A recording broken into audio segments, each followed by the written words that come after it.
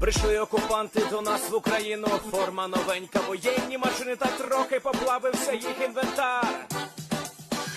Байрактар, Байрактар. Російські танкісти сховались в кущі, щоб лаптем посьорбати довбані щі, та трохи у чах перегрівся навар. Байрактар, Байрактар. Приперли зі сходу до нас барани для восстановлення великої страни. Найкращий пастух баранячих отар. Байрактар, Байрактар. Їх доводи всяке озброєння різне, потужні ракети, машини залізні, у нас на всі доводи є коментар. Байрактар, Байрактар. Вони захопити хотіли нас зразу, а ми зачаїли на орків образу з російських бандитів, робить примар. Байрактар, Байрактар. Російська поліція справи заводить, там пивцю рашистів ніяк не знаходить, хто винен, що в нашому полі глухар. Байрактар, Байрактар. Веде пропаганду кремлівський урод, слова пропаганди ковтає народ, тепер нове слово знає цар. Байрактар. Байрактар. Байрактар. Байрактар.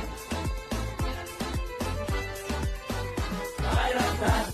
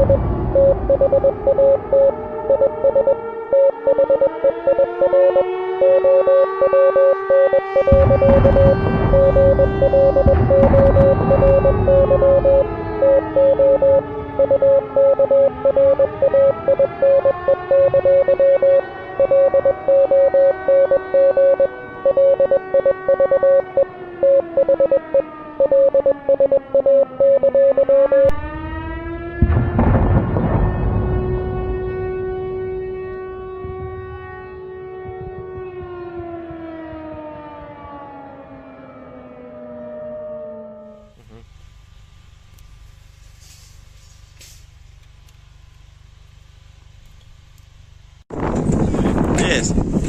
The Leaf Spring Army sends its regards.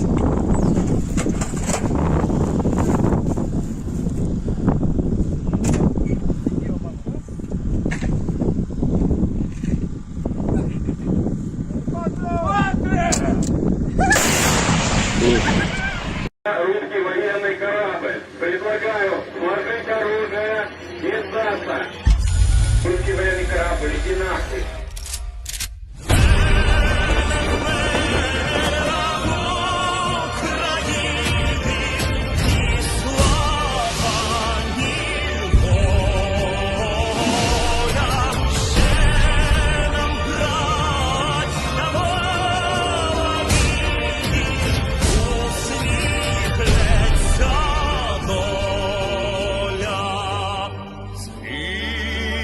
Наші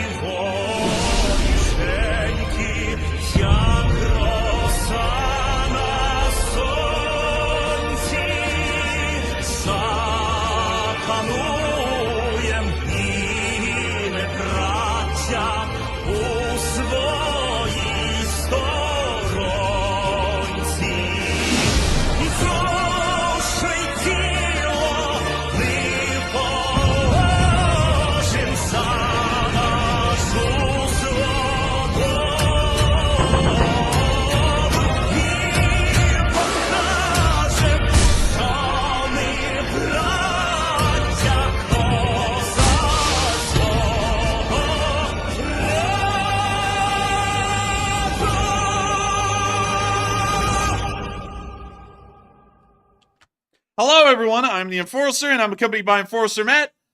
And good evening, folks. It's Enforcer Matt, and welcome back to day 489 of the news. And it's good to see you all once again. And we have another massive news day yet again. And of course, we're going to be covering the past 48 hours of the news of the war in Ukraine. And we have good news across the board. So far, our Zaporizhzhia nuclear power plant watch has been uneventful. And while Ukrainian intelligence has reported that the nuclear power plant is most likely in a state of meltdown, we have not seen that happen yet over 72 hours. So we are very lucky to see that. We'll be getting into more detail on that here in a minute. But really quickly, I'm actually going to take you all the way across the world to something that we're actually running a poll or a leading question on right now.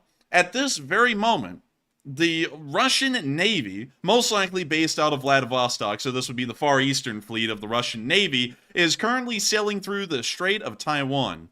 And here's our little article on it. By the way, if y'all want to see this in great detail, you can actually go to our Twitter and check it out. Link it in the description below. But Russian warships have been spotted off the coast of Taiwan. The exact reason why these ships have ended up setting sail for Taiwan and are near to their coast is unknown at the moment, but it is a escalating situation in the Taiwan Strait in between China and Taiwan, and also in between the Russians, as in the Russian Navy right now. Many people have been asking questions because nobody really knows what the real motive is behind the Russian Navy being in the Taiwan Strait. We've also heard that it's only 2 Russian warships. We can actually try and figure out which ships those are exactly in a minute, because I don't think we've gotten an exact or clear report at the moment as to what class of ships these are, but there are 2 Russian warships off the coast of Taiwan. But nobody really knows the reason why. What kind of message is this supposed to be sending? Is this sending a message to China that they side with them? Is this sending a message to the United States that they will possibly go to war with us over Taiwan? Are they just patrolling the waters? Or is it something entirely unknown? Who knows? But we had a poll up on that just a moment ago asking that very question. Now, assuming that these are ships from the Far Eastern Fleet, which would be based out of the port of Vladivostok all the way over here. There's Vladivostok, and this is where the Far Eastern Fleet of the Russian Navy is based, right here. And I think we actually can see some of the Russian warships in port right here. You can see some of their smaller frigates and corvettes right there in the satellite picture. And that's just a small part of their fleet. And it begs the question, what kind of ships were sent that way? So let's pull it up. Let's go to the Russian Far East Fleet. And let's take a look at the ships that are inside of the Eastern Fleet. And so we can see that these are the major surface combatants of the Russian Pacific Fleet. We can see that they have a Slava class, which is also known as the Moskva. Many of y'all know that the Moskva was sunk, which was the flagship of the Black Sea Fleet in May of 2022 by Ukrainian anti-ship missiles. But the flagship of the Pacific Fleet is also a Slava class cruiser called the Variag, which has been in service for quite some time, ever since 1989.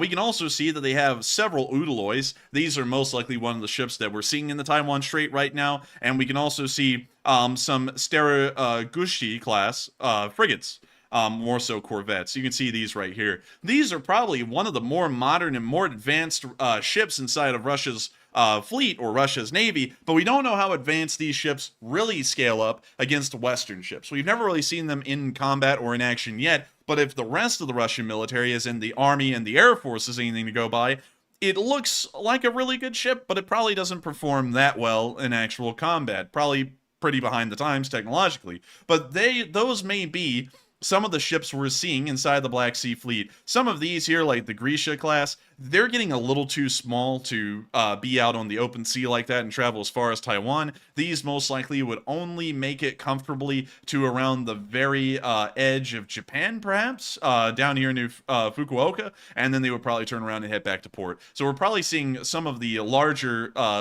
surface combatants, such as the Slava class, the Udaloys, or the Staragushi class ships in that area. This is still quite concerning, and we don't really know what kind of message the Russians are attempting to send.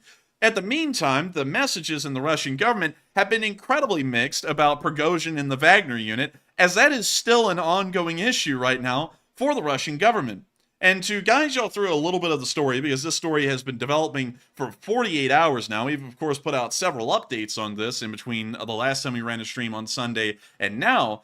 But the situation is evolving in a very interesting and a very weird way. Starting off with our first bits of news in Minsk, we saw that Prighozin did eventually hop on his private plane and fly from Rostov to Minsk. This was on the 27th of June, which would have been today at 2:50 in the morning. So nearly 15, 16 hours ago at this point, Prigozhin's plane was spotted flying from Rostov-on-Don to Minsk in Belarus.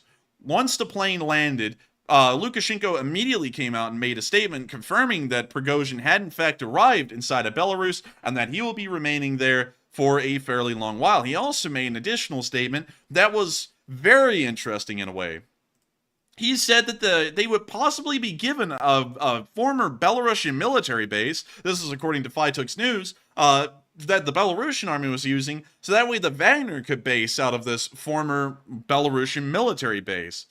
This is fairly interesting, and I think this also disproves something else. Many people have had the theory throughout this coup that this was some kind of a smoke and mirror show to secretly move the Wagner unit from Russia to Belarus. For some reason or another, they had to go through this whole smoke and mirror show to move them there, and it was supposed to be all in secret and make it look like it was supposed to happen.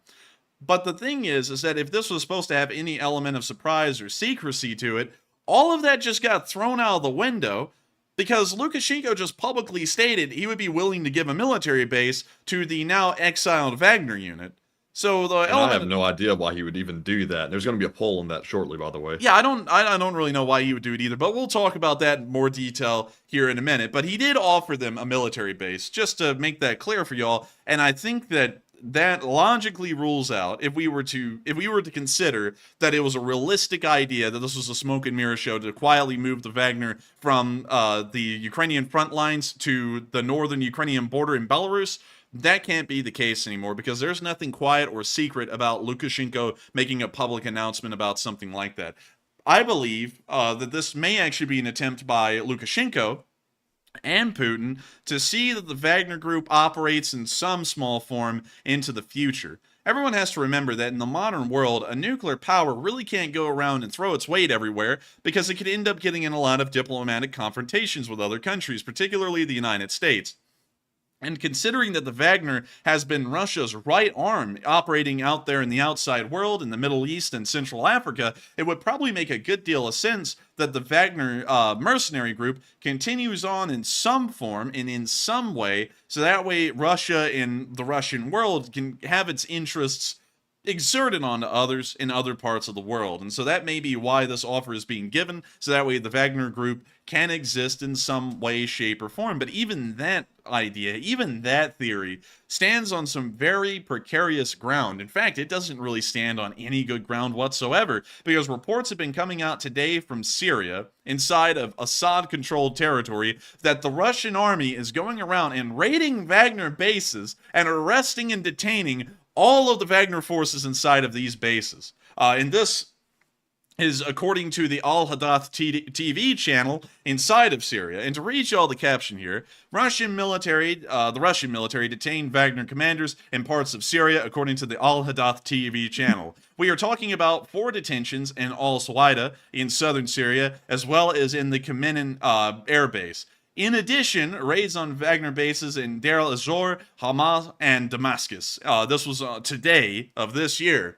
Now, if we pull up these places, you'll see that this is actually a fairly wide spread of Syria, at least Assad-controlled Syria. This is from pretty much the most northerly area to the most southerly area. Damascus is about as south as you can go inside of Syria before you start getting into Israel. And so this seizure of Wagner forces and the Wagner PMC is not just happening inside of Russia itself, it's happening wherever the Russian army is as well, along with the Wagner. They're starting to arrest these people all the way in Syria, where the Wagner has been Russia's real muscle in Syria and helping out the Assad regime, and it appears that they're even going to get rid of the Wagner down there. And so the idea of the Wagner being moved to Belarus, like I was saying earlier, so that way they can continue on their operations in the Middle East and around the rest of the world, is also pretty baseless as well, because we're seeing that that's not even the case. They're being arrested and detained where they're actually working right now. And so who knows what the reason is for Lukashenko offering a base to them. Well, obviously they're not moving them there in secret anymore. That's out of the window. Obviously they're not wanting them to continue operating in the Middle East and in Central Africa anymore, so that's out of the window as well. So it is really up to the question, why would Lukashenko offer a military base to them? And at this point, I think the answer is kind of vague or completely unknown. But moving on out of Belarus for a minute and on into Russia, because of course all of this was happening in Belarus. At the same time, a lot of happenings were beginning inside of Moscow. We saw that the Russian government has practically gone into meltdown and damage control mode to an unbelievable degree. Starting off with our first bit of news, and trying to cover this a bit in sequence, Putin came out and gave a speech to the Russian public, and you can see a little bit of this speech right here, where he pretty much threatened every Russian citizen with major reprisals if they were to step out of line. The speech was incredibly angry. I mean, there's really no good way to explain this speech, and I believe we actually have it here in a second. I'll be trying to show that to y'all, but he just went all out saying, if anyone rises up again, we are going to put them down like dogs. That's pretty much what he said, and it's insane to hear that kind of stuff coming out of a dictator's mouth that was supposed to be cold, calm, and collected up until this point. A cunning fox, and now he's just openly threatening people practically with death if they rise up against the Russian government. Moving on from that little bit of news and on into the next thing that happened, we saw that some Russian politicians had a meeting with Putin. This was, of course, televised, and we can see that nobody at this meeting was happy. Everyone at this meeting acted like there was a death sentence on the table. And I'm going to just show y'all the list of pictures that they took of some of the Russian officials that were here at this meeting, and tell me if these people look happy or not. I mean, he always looks like that, so I'll give him a pass. Yeah, I think that might be his happy face. And this guy right here. Dude, why in the world does this guy look like the principal from The Simpsons, if you know who I'm talking about? Mr. Skinner. I think so. Oh, one second. Let me pull it up. Mr. Skinner. Simpsons. Nope, that's not him. That's not him. I'm thinking of someone else. Someone will know who he is. They'll say it in the comments, then we'll go pull it up. But he doesn't look that happy. Neither does this guy look that happy. Nor this guy. Actually, he's probably the happiest of the group. Yeah, he looks indifferent. But this guy back here, nah, not so much. Not so much. In the next picture, now I gotta be honest with you. This guy doesn't look that happy, but he also looks like someone put Putin's face in Photoshop and stretched it vertically. Like, there's this guy, here's Putin. It literally looks like someone just took the Photoshop thing and just stretched his face. Also, everyone's getting it now, and I'll go back to draw the comparison. This guy right here, Mr. Burns. One second, Mr. Burns, Simpsons. Here we go. He really does look like that guy. He does somewhat. He does. He does. He looks like a pretty fair deal. Now, I don't know if that's... I don't think that's Mr. Burns. I feel sorry for that person's hairline wherever it went. Hopefully it will come back. But anyways, as you can see, none of the Russian politicians present at this meeting were happy at all about the current situation. Things are looking incredibly bleak inside of Russia. And there's even rumors and talks still greatly abound, even in the Russian government, that civil unrest and civil war is kind of brooding on the horizon, even now. In fact, I didn't put this post up, but Lukashenko actually said that if the coup in Russia had succeeded, there was another very powerful group. He didn't list who they were, but he said there was another powerful group that was planning a coup in Belarus if the one in Russia succeeded. And so from what it sounds like, the entire Russian world was almost on the verge of collapse within the 22 hours of the Wagner coup. It sounds as though, according to Lukashenko, pretty much Russia and Belarus were about to have a government change if the Wagner coup had succeeded. Everyone would have had a government change. And that's pretty insane when you hear that from a dictator like Lukashenko. But moving on into our next little clip, Putin then came out and gave a speech to the military, more so the garrisons of the Russian army that are based inside of the city of Moscow. And his speech was fairly interesting. We're actually going to listen to it and we're going to pick it apart at the same time. So here's the speech.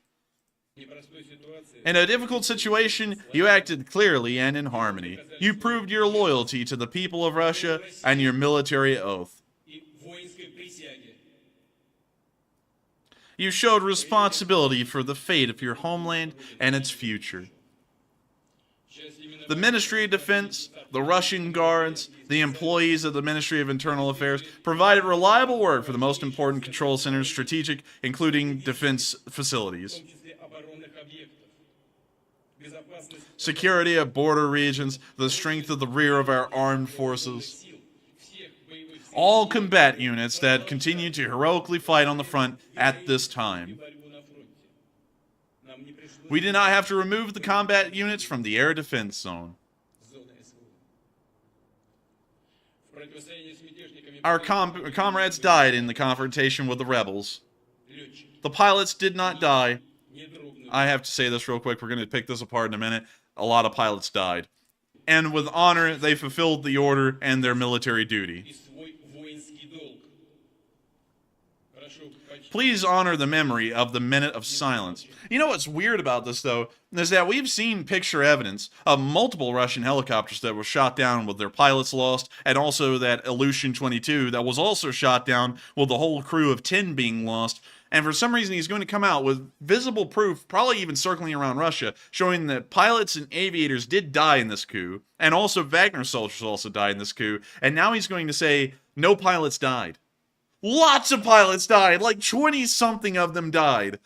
At least. I don't even know why in the world he would make a lie like that. And then right after he says, nobody died, let's have a moment of silence. What in the world is the moment of silence for? No one died. Why in the world even have a moment of silence? That's just a waste at that point. I think he's saying that they died, but he's trying to frame it like, you know, they didn't really die. That symbolically they did something. It's some kind of convoluted way to basically try to pretend like they didn't. Maybe so. But that was still a weird way to put it. If you read the actual lines, and let me move back over here. The pilots did not die, and with honor they fulfilled the order and their military duty. Like, you know, if you read that line, in the one, our comrades died in the confrontation with the rebels. But those lines just don't really make sense. Maybe it's a translation error that makes it to where it doesn't make sense. Maybe he's trying to say what you're saying, Matthew, where he's pretty much saying the pilots didn't die. They live on in our memory of their great heroism and service and all that crap. But that's... he's hoping that the Russians listening to the speech are going to be too stupid to understand what he's saying, and that they'll just think, oh, maybe nobody died. Maybe I misunderstood. Oh, nobody died. Oh, okay. I guess the burning airplane that crashed in my backyard where there was 10 guys in it, I guess that's fine, Blea. Nobody died. They all just walked it off. But moving on through the speech, notice some of the wordage here, because this is very important to show where Putin is right now and what he's trying to rally in the Russian public. So now let's pick this thing apart.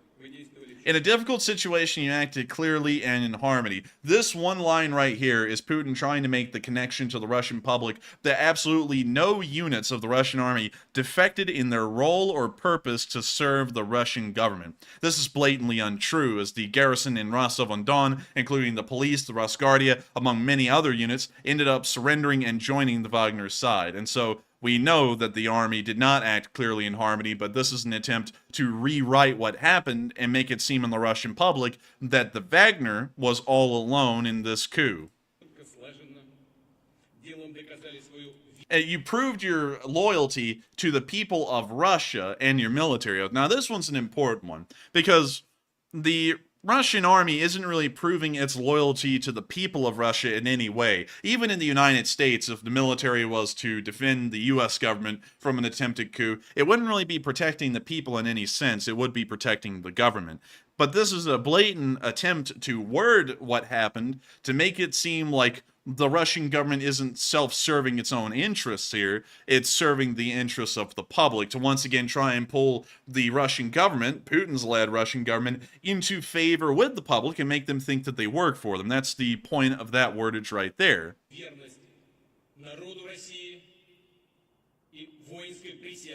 And of course, the military oath is to try and make the soldiers sound heroic, by the way. So that way it sounds like they follow the orders without question. They are duty-bound, although we know that a lot of them did not follow their orders and in fact stepped aside and let the Wagner do whatever they wanted. And of course, this line's just filler to once again add to the whole loyalty side of things. And then he gives a little shout out to everyone. And, you know, talks about the defenses of Moscow right there for a bit. And then, you know, of course he has to give a shout out to all of the combat units that are fighting on the front line in Ukraine, being slaughtered by the hundreds each and every day, because everyone in Russia has been told that these guys are amazing, they're saints, and they're really doing amazing work out there. And we all know that's not really the case, but that's what has to be paid tribute to the Russian public, so that way they continue to think that what the Russian government is doing is a force of good. They're fighting in Ukraine because it's a good thing, and that's what the Russians are trying to portray. That's what Putin's trying to portray in the speech. And once again, make the Wagner the bad guys of the story.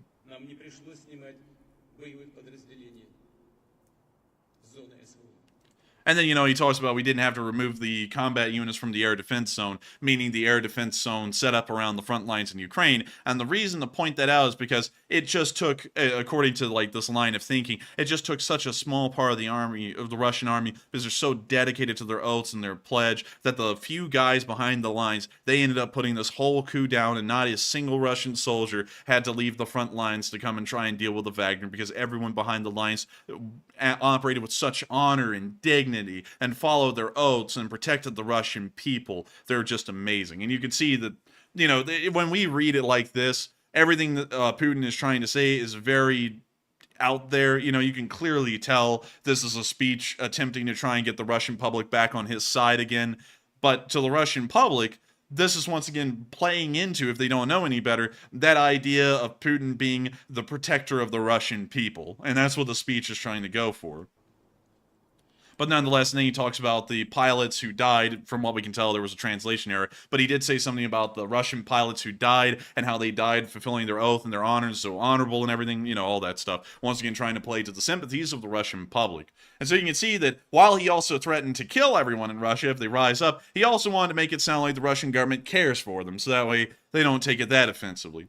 Moving on to the next bit of news, we also heard Putin claim that Wagner was completely funded by the Russian government. According to the Kyiv Post, which this is also a statement from Putin as well, from May of 2022 to May of 2023, 86 billion rubles were paid to the Wagner unit for them to fight in Ukraine. That is equivalent to exactly $1 billion US dollars.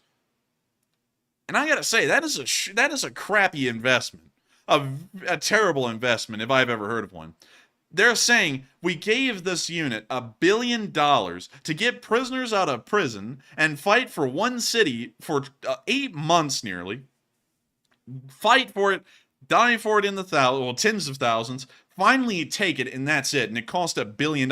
So we know that just from the cost of the Wagner unit operating in Bakhmut alone, the Battle of Bakhmut has costed the Russian army over $1 billion just for that one battle, just paying it to the Wagner. That doesn't include all of the equipment losses, and that also doesn't include the cost of paying and operating the rest of the Russian regular army units that were operating in the Bakhmut battle as well. So y'all can get the idea. The Battle of Bakhmut had to have been not just costly in manpower and equipment for the Russian army, it was just unbelievably costly from a money side of things as well. They pretty much had to whip out the bank to pay for the Battle of Bakhmut.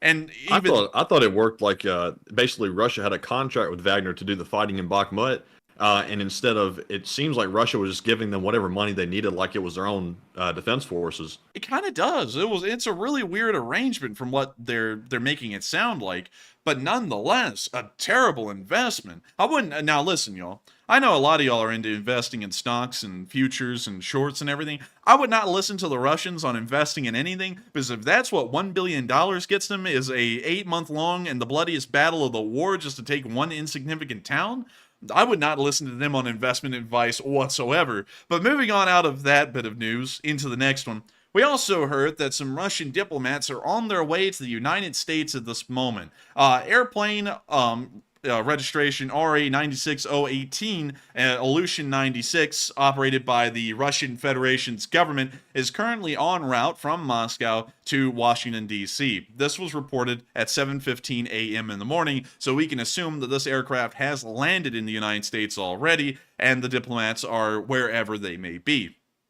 We don't know what the purpose of this is. We don't really know what the diplomats are going to be here to talk about. But this is, I believe, and let me make sure, because how many IL-96 does Russian government have? Because I believe they may have a few operated for the government of Russia. They have 10 of these, and one of them is actually Putin's Air Force One. And so let me go find the IL-96 Russian government. Let me go show y'all a picture of one of these. This is a Russian government IL-96. Y'all may think, wow, that kind of looks like an Airbus a little bit, but instead of it being an Airbus A330 that has 2 engines, it has 4. You wouldn't be that wrong. The Russians kind of did copy Airbus a little bit in this design. You know, it's pretty evident. It doesn't really look like any other Russian design plane. But this is their attempt at trying to make a modern airliner. It never caught off anywhere, caught on anywhere. No one's really bought these things outside of Russia because they have massive safety flaws that would not pass inspection and tests in the European Union or in the United States or other countries for that matter. So these ended up being exclusively, for the most part, a Russian aircraft only. Just to give is this the aircraft that Aeroflot uses for all their planes? I think so. Yeah, here's an Aeroflot Illusion 96 right here. Oh yeah. That's what they call it, Aeroflot, because it's always like flopping into the ground once they crash because they're unsafe. Oh man, you know they call it Aeroflop too because they get all the flops of the world and buy them for their airline. But golly, man, I gotta tell you, the Russians fail at everything, but this is probably one of the worst commercial failures ever. And also someone said it's a copied 707. Fuselage is a little wider. I see it though. I see that though for sure. But the fuselage is a little wider than a 707. Still, it is largely a copy of an Airbus, and it doesn't really look that well either. Anyways, moving on from that, that is the aircraft carrying the diplomats to the United States. Once again, we don't really know what they're going to be talking about over here or why they're coming to the United States, but it is on the way, and at this point has most likely landed, although we haven't gotten any information about that at this moment.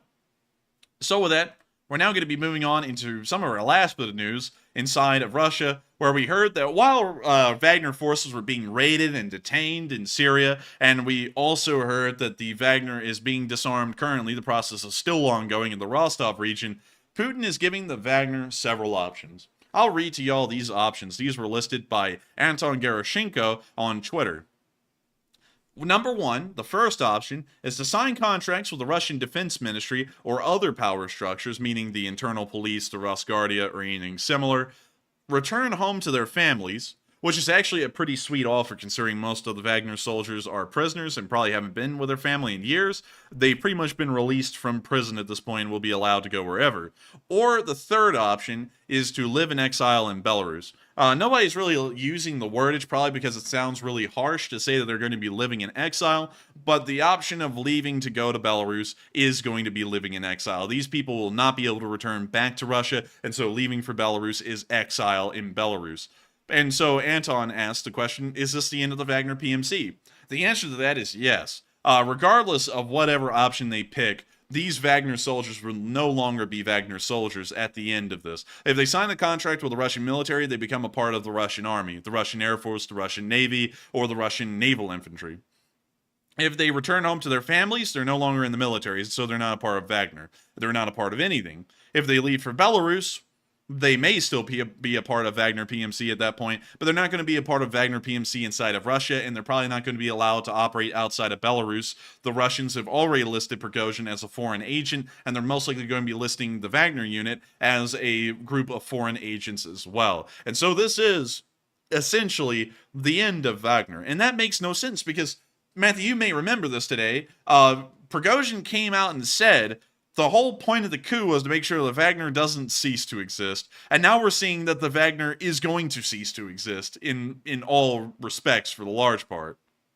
Yeah, and what doesn't make sense about it is Putin is trying to basically disband Wagner, but at the same time he's granted them amnesty.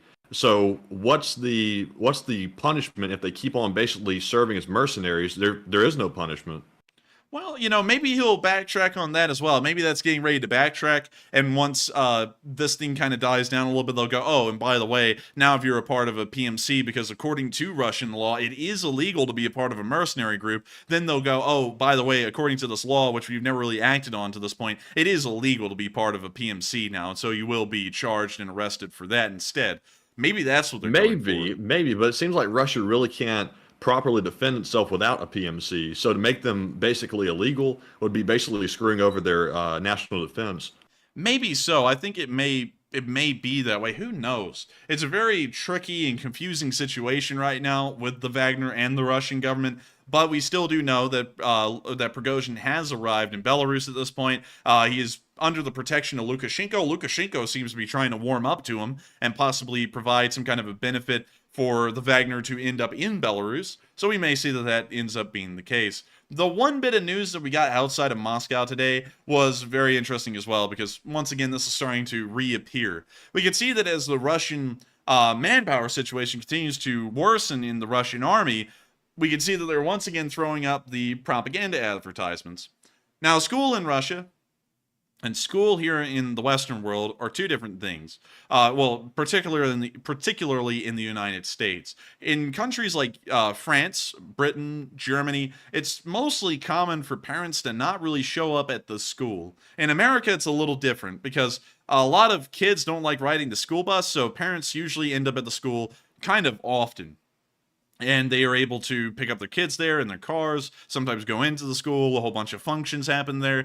But this is fairly interesting because parents don't really show up to Russian schools much. The Russian kids just kind of walk to school and then they walk back from school. And so parents don't really show up there much. Nonetheless, there are propaganda posters and recruitment ads on the wall at the entrance of the school. And it's beginning, and of course, like the caption is asking, who is this directed at? Is this directed at the parents who really don't show up at the school to see this kind of stuff? Or is this directed towards kids who are about to be graduating and trying to tell them all of the benefits of joining the Russian army?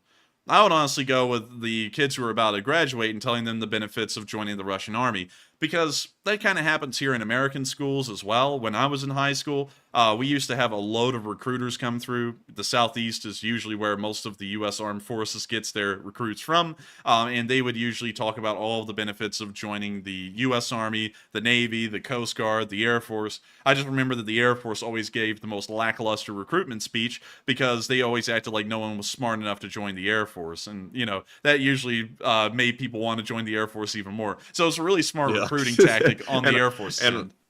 And also, so many people already want to join the Air Force. They really don't even need to try hard because nobody hardly wants to go into the Marines. So they have to work really hard to get people in that branch. But Air Force has no problems. Man, I remember, speaking of a little bit of a rabbit hole here, dude, I remember the Marine recruiter would end up turning people off of the Marines because he would sit there and he would be like, you know, man, I just want to be back with my family. I want to shed blood. And everyone's like, hey, easy, pal, easy. and so no one really ended up wanting to join the Marines much. But whenever anyone made an 8 or a 12 on the ASVAB, I could promise you that Marine recruiter was right around the corner. He was going, hey, we could bump that up to 35 or something like that. It was whatever the minimum requirement was. I remember 1 or 2 times that happened in the school, and we were like, oh, that's weird, but, you know, it is what it is. Still, it's very interesting to see these posters, and we don't know what kind of school this is in. I don't know if this is the Russian equivalent of a high school or if it's the Russian equivalent of a middle school. So it would kind of give us the answer if we knew exactly what kind of level of schooling this is, or if the entire school is just elementary to high school and it's just everyone in one giant school. Then it may also be directed at whoever. We wouldn't really know, but still very interesting to see recruitment ads like this in the school. Moving on from that, out of Moscow into the Russian border, we've also been hearing that the Bakhmut has been saving the world down here. And you wouldn't believe it, Matthew, they've truly been saving the day. Check this out.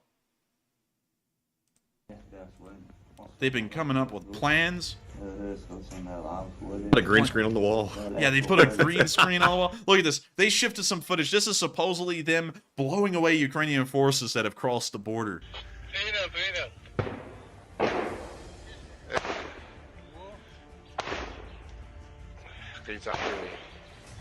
Wow. Is it just me or I don't see anything out there as a target? You know, I didn't see anything either. I thought I was maybe blind or something because I don't see anything out in that field. And also the guy who's filming is holding this camera, speaking of schools, like a kid who's filming a middle school fight. This thing is the most unstable camera I've ever seen. It pulls away every time anything happens. Watch. Pulls to the ground, flips back up, and then there's a boom. Pulls away, flips back up. There's just more smoke coming up. We don't even know where this stuff is coming from. But with that... Tough guys. Tough guys, Blid. Tough guys. But with that, that's the end of that clip right there. I don't think they're saving the world or anything. Once again, the TikTok brigade is back, and they're coming in strong with the TikToks. We're now going to be moving off of the border and on into the Novokakhovka region because I told y'all at the beginning of the stream that the situation has appear to dissipate in seriousness, at least on the surface, at the moment at the ZMPP. At the moment, that's what we understand right now. And we've also gotten a statement from U.S. officials today talking about what they're seeing and what they're thinking of the situation at the ZMPP. However, there is something fairly interesting, I must say. There are a lot of y'all who have been talking about some of our leading questions that we've been throwing into the live chat here over the past 40 minutes or so. And I would like to hear what y'all been thinking about it, because we actually asked y'all a very pointed question at the very beginning of the stream about what the 2 Russian ships are doing off of the coast of Taiwan. And I want to hear what y'all are thinking about that. And so with that, Matthew, what do we got?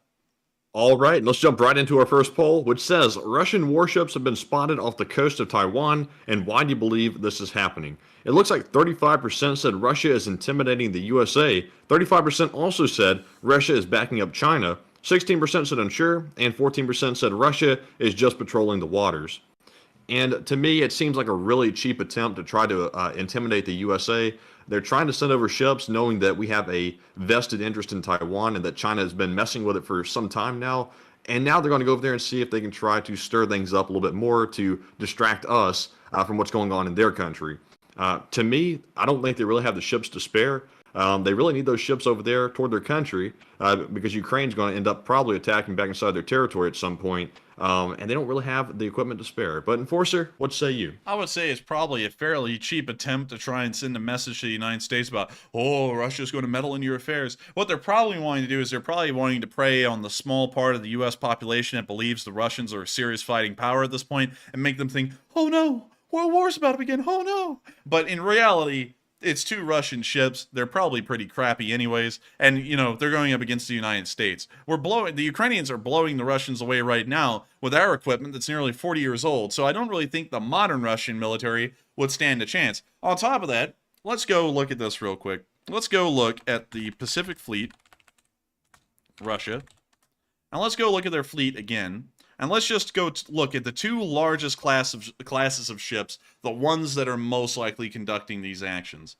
And so, of course, we have the Slava class. Many of y'all know this one. This one's the Russian warship that went and effed itself. It's the Moskva, but they made 3 of these. And there was one, the Moskva, that was the flagship of the Black Sea Fleet. There is this one, which is called, and let me make sure I get the name of this one correctly, it's Varyag.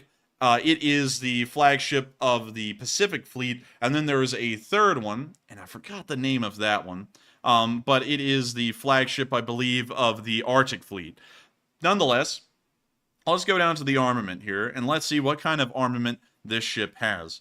And let's see here, let's scroll down. Wait a minute, hang on, it doesn't say. Here we go, armament. So, it has 16 P-1000 Vulcan anti-ship missiles. And it only has 16 of these missiles. It then also has 64 S-300 missiles on board, which means that it has an equivalent firepower to several S-300 anti-air batteries on board this ship. It also has 40 OSA-M surface-to-air missiles? Wait a minute, hang on. Let me look at a picture of this ship again. Does this thing just seriously have an OSA anti-air launcher on it? Because I've never seen it before, and I was just thinking, are they serious? So let's see here. We have the AK-130 up there. We have the P-500 Basilts right here, which have the anti-ship missiles in them. We have the RBU-6000, and then we have the AK-630s, which are these little close-in weapon systems. And then we have the S-300s back here. That's where the S-300 missiles are stored. And then at number 6, we have the OSA-MA. So they're way at the back near the stern of the ship. We should be able to see them right here. I'm guessing that's the place they're at. That's bizarre. So pretty much what this thing is, to explain it in the best terms possible, is that this ship is just a floating army, for the large part. It's using the exact same stuff the Russian army uses. Because the S-300s, those are being used in Ukraine right now. Those are pretty much the exact launchers we see being used in Ukraine. It has 64 of those missiles. The only thing on this ship that isn't something that the army pretty much uses at this point are the P-1000 Vulcan anti-ship missiles that are mounted onto the Moskva. That's really the Slava-class cruisers. That's the only thing that wasn't pretty much just taken from the land forces and tacked onto this ship.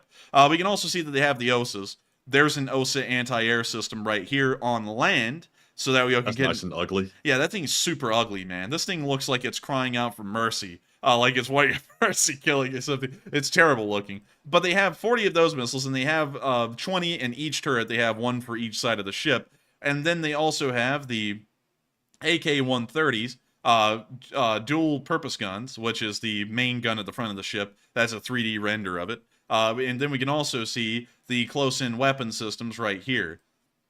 And funnily enough, y'all wouldn't believe this, once again, to continue on the story of Russian ineptitude, this was actually their attempt at making a 30mm Gao autocannon like you see on the A-10, and it ended up being pretty okay for ships, and then they tried to mount this thing onto a MiG, and then it ended up ripping the MiG apart when it fired, so it didn't really work that well, but they still made loads of planes with this thing on the underside of the fuselage, and they ended up being called MiG-27s. You can see a picture of one right here, and on the very bottom of this MiG-27 is that 30mm gun. You can actually see it firing right there, but not really that effective. Anyways, regardless of what kind of ship it is, whether it's the Slava class, and I'm assuming that the Udaloys are probably pretty bad off as well, weapon-wise. So it has an AK-100. It has 2 of them, actually. And then it has some anti-ship missiles, only has 8 of them. It then has some surface-to-air missiles. These are gauntlets, so these are the ones that a Taurus system would use. And then it has a whole bunch of just random bullcrap. Like, really... You know what this could be with Russia sending these ships out to sea is it could be research and development. Because I've heard a rumor when Russia's looking to create a new sub, they send ships out to sea.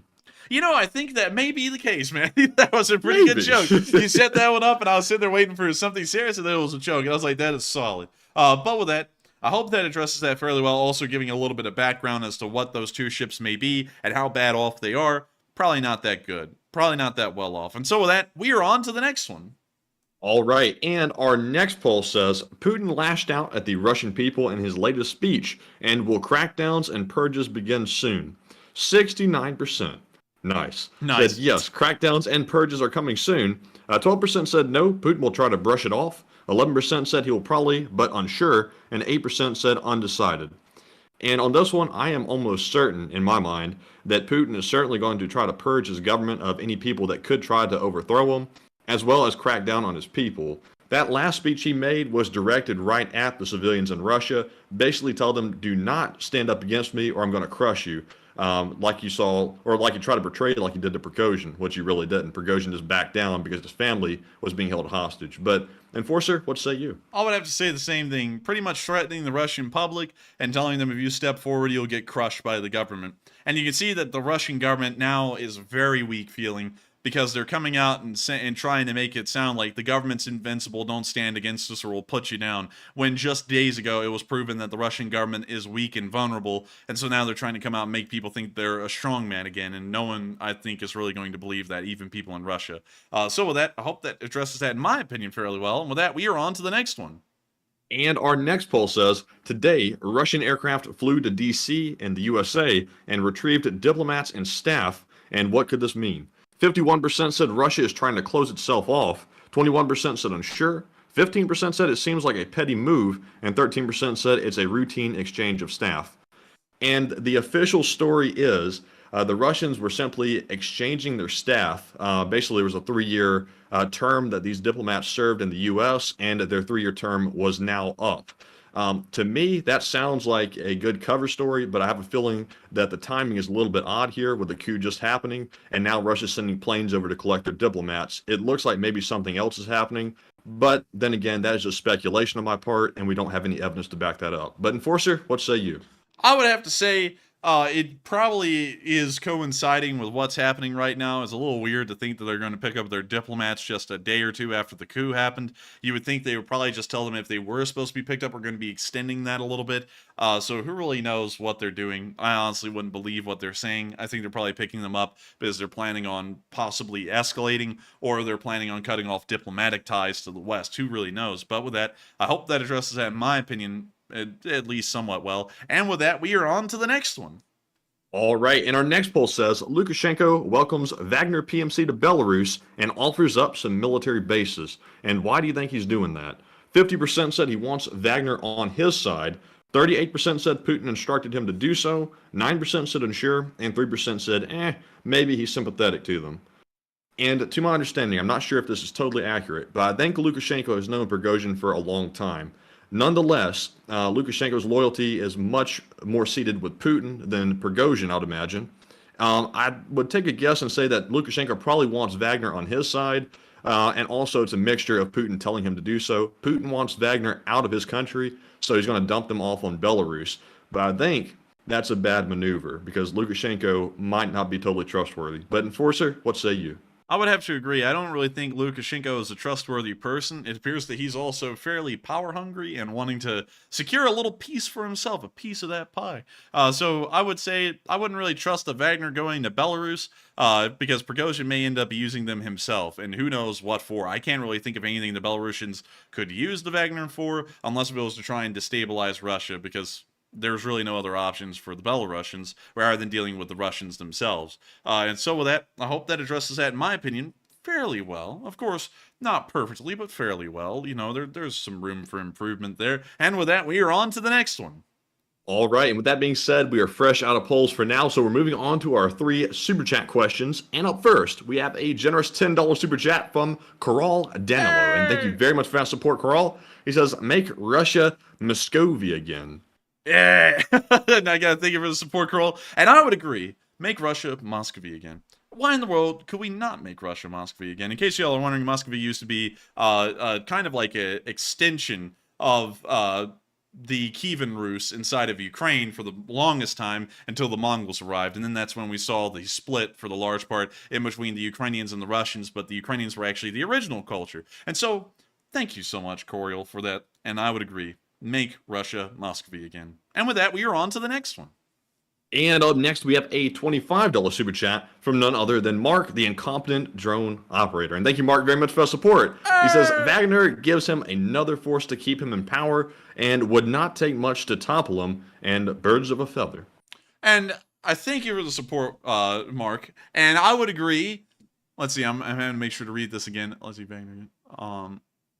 Maybe so, but at the same time, Mark, I would have to say that seems to be suicidal from Lukashenko, in my opinion, because we just saw the Wagner just try and overthrow their prior overlords, the Russians, and now Lukashenko is going to bring what's pretty much a nuclear bomb for a government into his country, and he's going to think, oh, they're not going to do that to me. And I would be honest, seems pretty bizarre.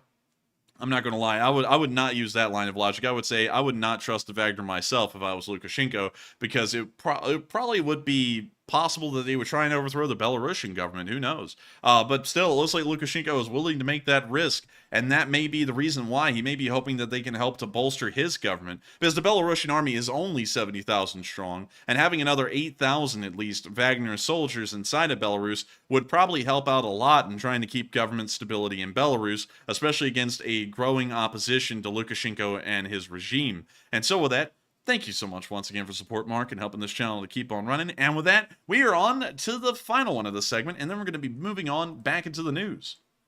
And this one is from Alan Sanderson, who puts in an $8 Super Chat. And thank you, Alan, very much for that support. He says, I believe Ukrainian intelligence only said the Russians have finalized a plan to sabotage the ZNPP. And can you please show your source for meltdown in progress?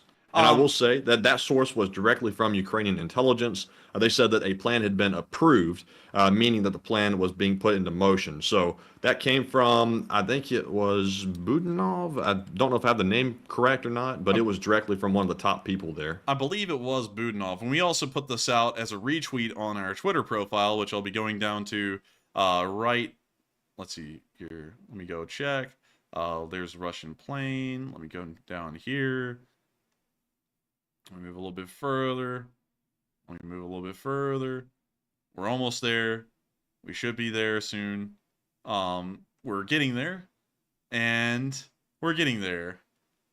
We're almost there. Yeah, here we go. All right.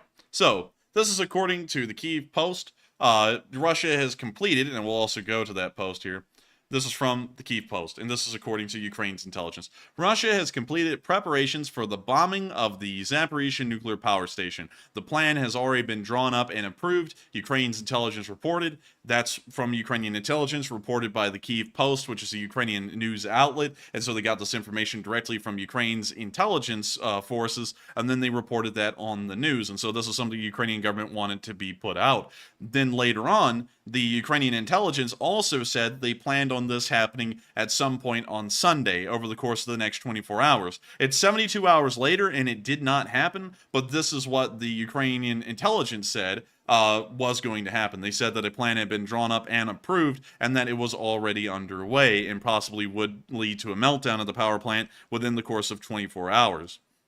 And so I hope that addresses that fairly well, and that's our source, is the Ukrainian intelligence reported through the Kyiv Post, because that's what we reported, and we reported exactly what the Ukrainian intelligence said. If you wanted to hear more about that in more detail, you could go to the stream we ran on Sunday, where we laid out exactly what the source was, where it came from, and everything else in between. We went into great detail on that story. We covered it for 30 minutes at the beginning of the stream, so I know that all of the information that you're looking for would be on the Sunday stream. And so with that, thank you so much once again for the support and helping this channel to keep on running. And with that, we're now going to be moving on into the ZMPP news. Speaking of the nuclear disaster. So, luckily, over 72 hours since we reported that news, nothing has happened at the power plant. Ukrainian intelligence did report that something was underway, and it most likely would happen within 24 hours, meaning a meltdown, but that never happened. It's 72 hours later, and it doesn't appear to be the case. We also heard a statement from a U.S. official, John Kirby, that despite the placement of explosives on the territory of the ZMPP, the U.S. does not consider the threat of detonation of the plant imminent. And so the United States is saying that the threat of detonation of these explosives is not going to be imminent. And I would have to say at this point, I think we would largely have to go with the United States is saying instead of what the Ukrainian intelligence is saying, because we have seen that while there is most likely, or certainly, explosives mounted onto the Zaporizhzhia nuclear power plant, the explosion of them leading the power plant into a meltdown has not happened. It has not happened in 72 hours, and so the explosion is most likely not imminent at this point, which is incredibly good news, because for a while there, we were quite concerned. We were actually looking well into the night after our Sunday fundraiser ended on what was happening, and so we were very happy to see, and it was very good to know that nothing was going to be happening that was serious there. But speaking of other things, very interesting other things, we've had a bunch of interesting clips come out in our location unknowns. We're going to be running through these, and then we're going to be moving into a frontline analysis, and I'll tell you all that our frontline analysis has actually greatly changed, and I'll show you all why here in a minute. But starting off with our first clip of Location Unknown News, we saw the Ukrainian sniper taking out a sabotage group. This apparently was in the Sumy region, but we don't know exactly where, so we put in the Location Unknowns. We can see the Russian sabotage group right there. We can see him taking a look at him, and we can see him snapping a picture here in a second. And we can see the Russian infiltration group going for a small walk. We now see them crouching for a minute, and it looks like our little photographer here is about to take a picture. Any minute now. He's just watching him. He's lining them up for the right shot. And I mean camera shot, of course. And remember, this is a photo shoot after all. And it looks like he took a picture, and one of them was just overfilled with glee. The other guy was also overtaken with glee. They must have been some really good pictures. And then he forgot the SD card, damn it. Oh, man, he forgot it. Well, he's going to have to he's going to have to go and find that SD card, not reload. It is a camera after all, unless if it's a Kodak camera, then you would have to reload it then, I guess, with film. But I guess he's going to have to go and find that SD card and put it in and then go try and take the pictures once more. So sadly, these guys may be ecstatic and even falling over right now because of the quality of these pictures. But sadly, no SD card. No luck. Moving on to our next clip, we also saw a Russian Ka-52 pilot destroying their target on film. It's one of the first times we've ever seen this. It was amazing. And so here's the clip. Look at these great Russian aviators taking off in their Ka-52. Wow, impressive. There it goes. Off into the distance. And it looks like they're finding their target. And they fire a wire-guided missile. And we can see the target right there. It's that black dot in the field, and the missile flies right over the top, exploding in the back. An amazing hit on the field, not the vehicle. Very impressive. I love to see it. I mean, it's great to see that the Russians do so badly. They take clips like these, and they make them out to be successes. Look, here is the target, bled. Watch us hit it. Well, amazing, bled. Oh, bled. Oh, bled, he 50 yards behind it. That is a success, according to me. Let's go home. That's why they lose the war. Because they make failures successes. They never learn from failures or anything. But anyways, we're going to be moving on from that because I thought it was important to show you all the great successes of the Russian army, the invincible, the mighty Russian army, because I think it's important. Anyways, we're going to be moving on from the location unknowns from yesterday and on into today, where we saw something fairly interesting, which was the first picture evidence of Chinese ammunition being used by the Russian army. And we can see right here that this is a high explosive shell that was manufactured by the People's Republic of China, the Communist Chinese, and was shipped to the Russians. And so it does appear that the Chinese are providing a small amount of military support. This is the first picture evidence we've ever seen of Chinese ammunition anywhere on the front lines. We don't know how much there is, but it is fairly interesting to see that the Chinese are actually providing some kind of lethal aid to the Russians. I have a feeling the Chinese are making the Russians pay for this lethal aid, but nonetheless, it is still Chinese support. Moving on from that... But anyways, we can now see some American volunteers cleaning up. And I don't mean in the shower. I mean they're showering Russians with lead. Here's the clip.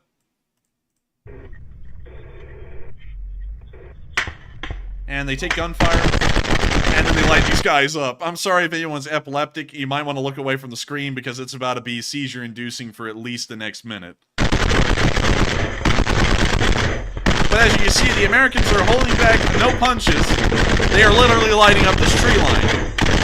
And lighting it up like a Christmas tree.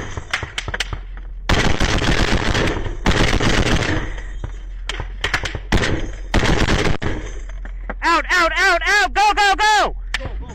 Damn. Man, this guy was loud on that mic. Yeah. He said, ow, ow, ow! They're still taking gunfire, and it appears he's not taking it too well. I would listen to him when he said, ow, ow, ow!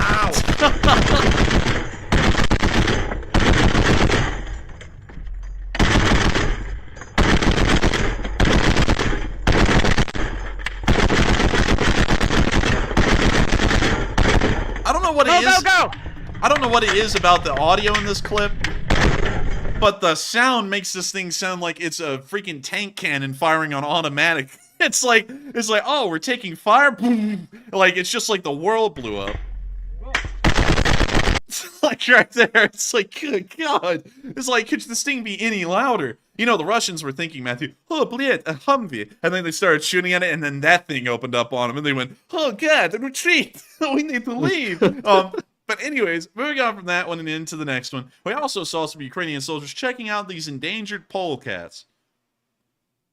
These things are marbled polecats. I'll be pulling these up for y'all. Marbled polecat.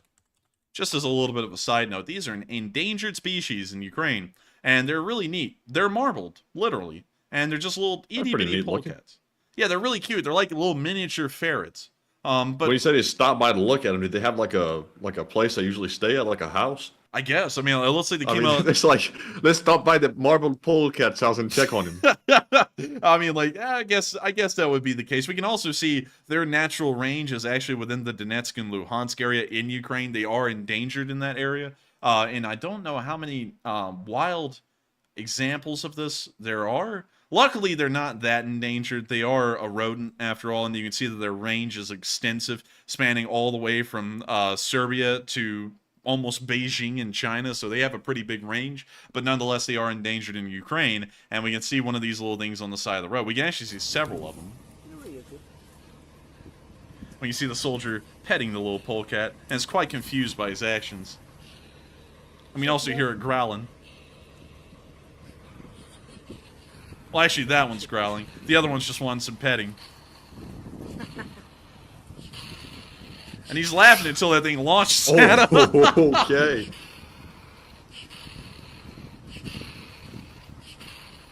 That one's not happy. The rest of them are just kind of chill.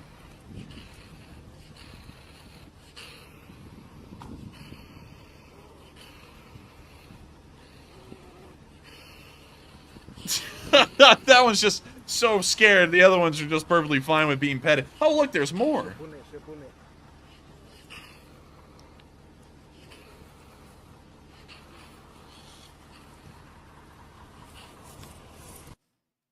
I seen in that clip, but I just thought it'd be really cool to show you all these little marbled polecats. I had never seen one before, and I just thought they were really cute, and also neat to know that Ukraine has been trying to protect this endangered species before the war broke out. Anyways, moving on to our last bit of location unknown news, we also got to hear the Russian casualty report for the day, and 6 bobcats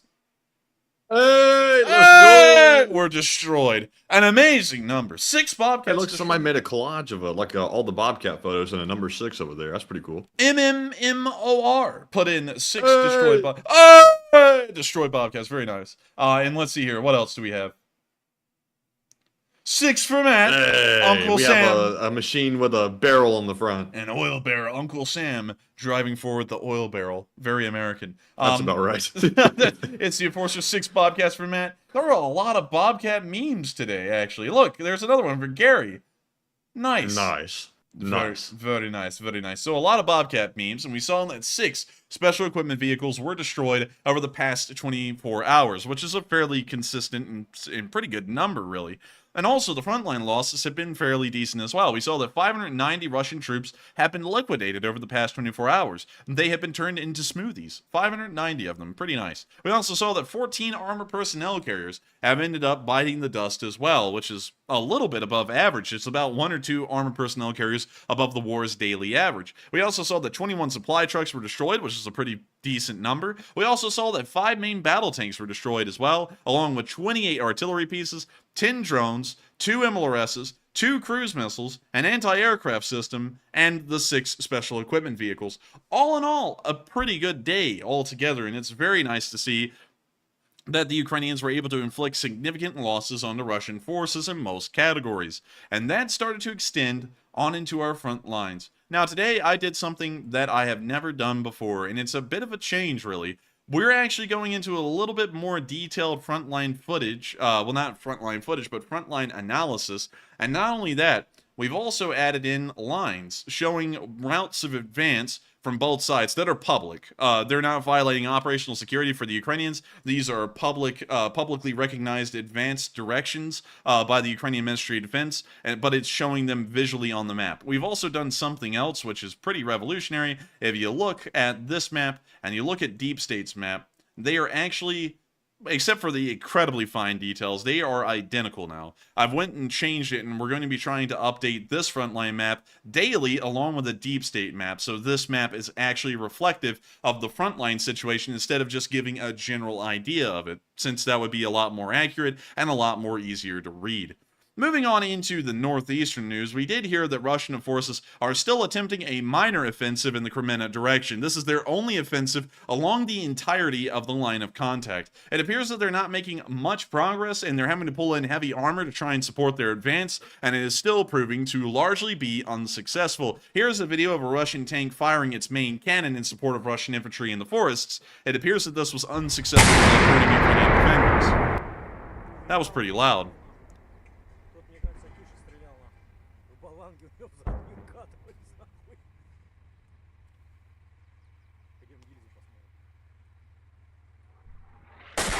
We now hear the tank firing again.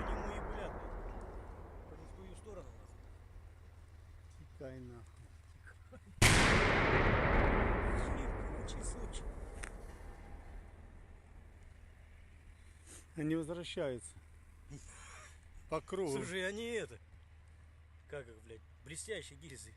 Ну и хрен с ними. А то, что, видишь, ловит танчик тоже.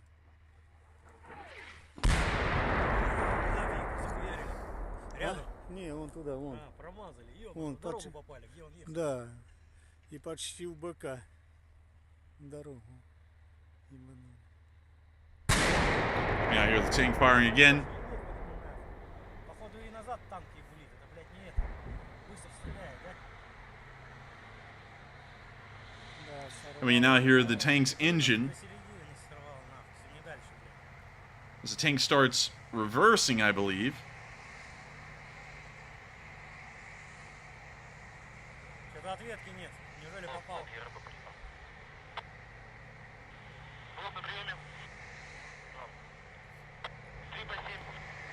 Tank is moving on through the woods. We can see it climbing over a berm and kind of out of frame. We can see the engine exhaust still, however. Now here are some rounds coming in and exploding nearby. I believe that may be artillery. Его место въебали. Конечно, нахуй. И то и пиздошит танк, блядь. Там, где он стоял, въебали точно нахуй. Не, ближе. Вот. And the tank is now starting to fade into the distance. We can hear the sound of the engine getting farther and farther away. И туда ёбнули, нахуй. Вон. Сзади. Два экипажа прилетело, блядь. И вот сзади у нас, блин. Танк хуярит. Это же не Ну, один, походу, тихо. блядь. Так. And that's the end of that clip right there. But, one thing I have to say, fairly interesting to see that the Russians appear to be making no advances whatsoever in the Kremenna direction. We're now going to be moving out of the Kremenna direction and on down into the area of Bakhmut. And of course, y'all can see here that many, many arrows have been drawn, because there are many axes of advances that the Ukrainians are making in this direction.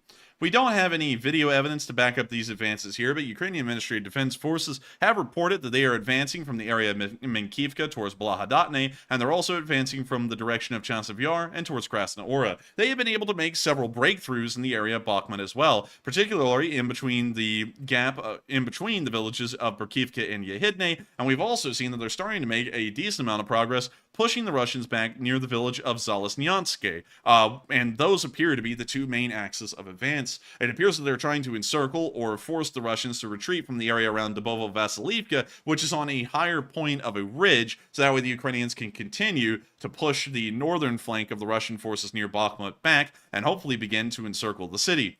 Meanwhile, on the southern flank, we're seeing a situation fairly similar. However, the battle is beginning to evolve around the canal zone more so than it is the forests. And when we go to Google Maps, we can kind of see why this is the case. So let me go find Bakhmut real quick. Here's Bakhmut. And this is the area we're looking at right here. We're looking at this whole area. You can see here that the tree lines in this area largely border the canal zone until they get just about a mile away from Klishkivka. From here, the fields are a wide open shot from both sides, and it would largely take an armored column to try and support an infantry push from this tree line into Klishkivka. Meanwhile, further south in the Kherson direction, we can see there's this overpass area over the canals. And that appears to be one of the only areas you can advance over the canal without having to actually cross any body of water.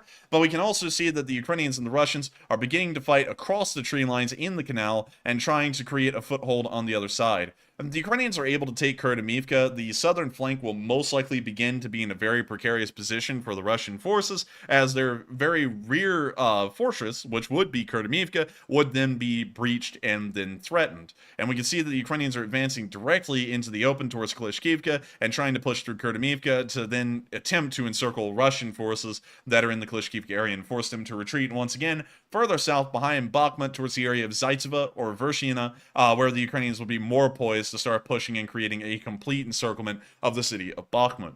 But those appear to be our four main axes of advances, and we're going to be starting all of our video clips in the center, where we have seen what appears to be a very small Ukrainian advance. We didn't highlight this one with an arrow, however, that has made it into the city of Bakhmut. We see some captured soldiers from inside of Bakhmut right here. And we also hear, Mama! Mama! Ooh! But anyways, that's the end of the clip, and it doesn't appear that these Russian soldiers are in any good shape. Moving on to our next one, we can also see some Ukrainian soldiers showing that they've made it back into the city, and they are taking the city back. We can also hear the sound of intense firefights in the background. Приїхали, коротше, працювати, да? З цього будинку думали. Так, походу.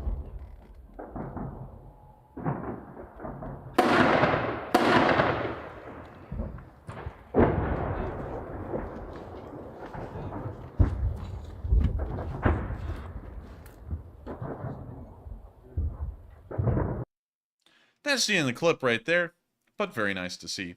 We're now going to be moving on from that clip and on out of the city of Bakhmut. Very interesting to see that they've moved into the city, from what we can tell, because we haven't seen them moving into the city at all recently. It appears that most of the fight is occurring around the flanks, but this area right here, they could possibly be fighting in again. And that does seem to possibly be the case. Moving on behind the area, we also saw the first CV-90s finding their way to the front lines in Ukraine. Here are some pictures of a Ukrainian unit that are using the Swedish CV-90 APC behind the lines. A very nice vehicle. I really like the appearance of the CV-90. It's a very modern-looking infantry fighting vehicle, and hopefully it can be put to good use by Ukrainian forces in the area. With that, we're now going to be moving on into the area of the Kurdimivka direction, or more so, the Canal Zone. And starting off with our first clip, we saw the 1st Mechanized Battalion of the Ukrainian Armed Forces, or the 28th Separate Mechanized Brigade, conducting a successful attack across the canal. And I wish we could play the music because it's absolutely epic, but of course copyright is a big concern. We can see a demining vehicle firing off its charge right here. We can see that flying right towards the dam, landing around it, and then exploding. Wow. Michael Bay would be proud. We now make it bigger. The Oppenheimer director, make it even larger. But yes. Sir, do it. I want them to fuel the nuclear explosion when they're in the theater. Okay. Okay. We now see the Ukrainian BMPs advancing across the open field.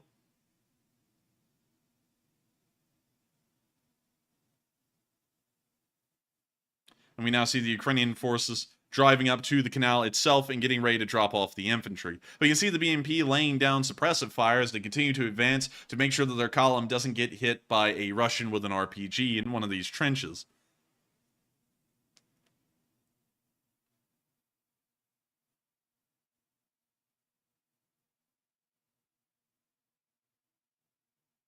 We now see the BMPs continuing to lay down fire as we now watch the Ukrainian infantry dismounting from the APCs and moving on towards the canal.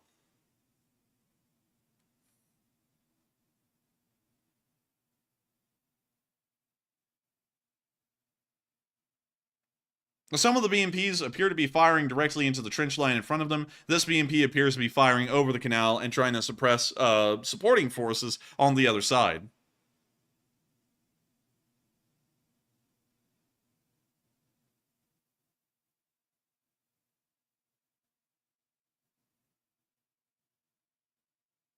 Ukrainian forces still weather the advance, moving on up into the trenches, and we now see the Ukrainian armored personnel carriers retreating so that way they don't become the victim of artillery fire. We can now watch two separate elements of Ukrainian forces moving up to the trenches and beginning to take on the Russians in point-blank firefights, looking down the trench lines.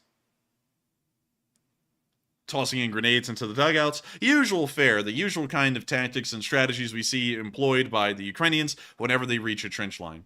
With that, that's the end of that clip, but great to see that the 28th Separate Mechanized Brigade is pushing across the canal zone. Moving on to our next clip, we also saw the 3rd Brigade just a little further up the ways in the tree line, in some furious firefights with Russian forces. And we'll go back to the very beginning right here. You see the 3rd Brigade laying down fire as artillery lands around them.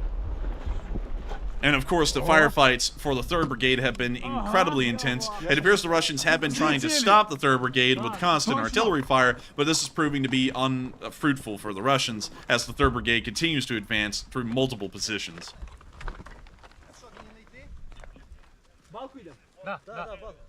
Туда?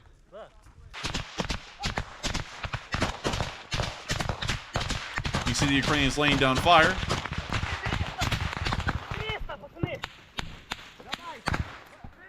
And really quickly, I've got to make sure that we're not going to show anything extremely graphic here, so we're going to skip past that part.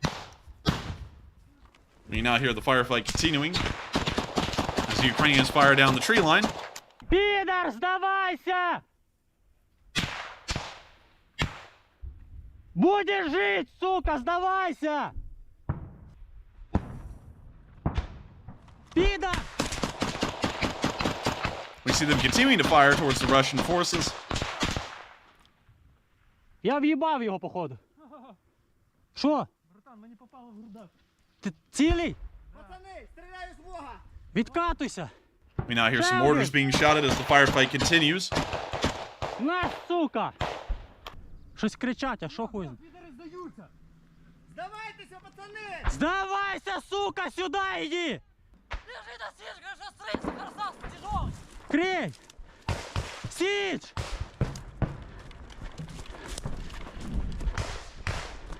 Сиджик! 300 харза тяжелый, дуже. Мы креем.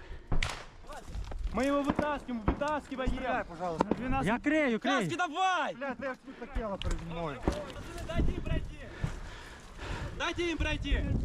We now see them taking some Russian prisoners here. Давай, сука, оккупать, ебаный, съебался! And giving them a little pat of encouragement to get them behind the lines.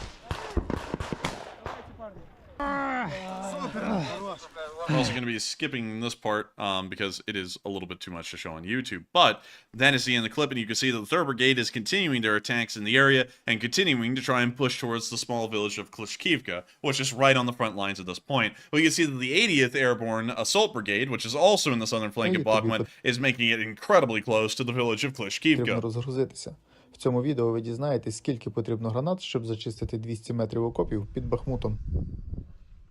I don't know who that was at the beginning of the video. He wasn't actually someone talking who was a soldier, but still fairly interesting.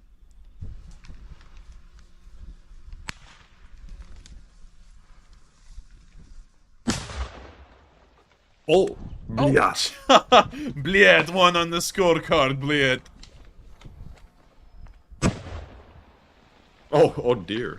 Oh, Dear.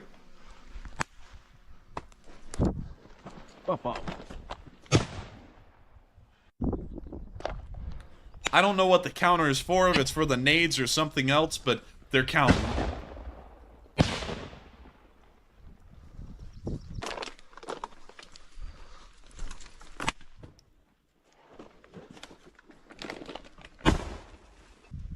Man, they're just going around lobbing nades and everything, man. They're like, is anyone home? Grenade. That's just, are you not home? Grenade. Empty? Grenade.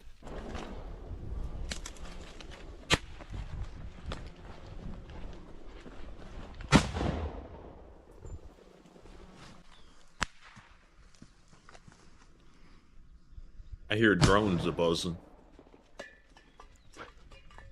So, according to someone in the live chat, this guy is actually counting how many grenades it took for the Ukrainians to advance 200 meters in this area. Oh, that one almost hit the fabric and didn't go in.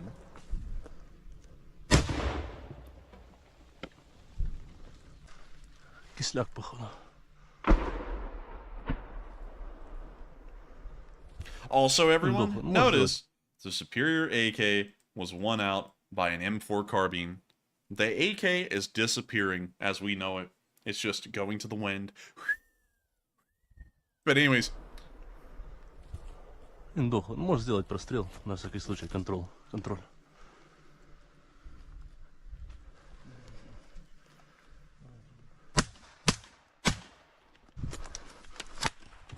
Now see them popping another nade in there. That's number 12. Number 12. Give it up for number 12. Number 13. Number 13.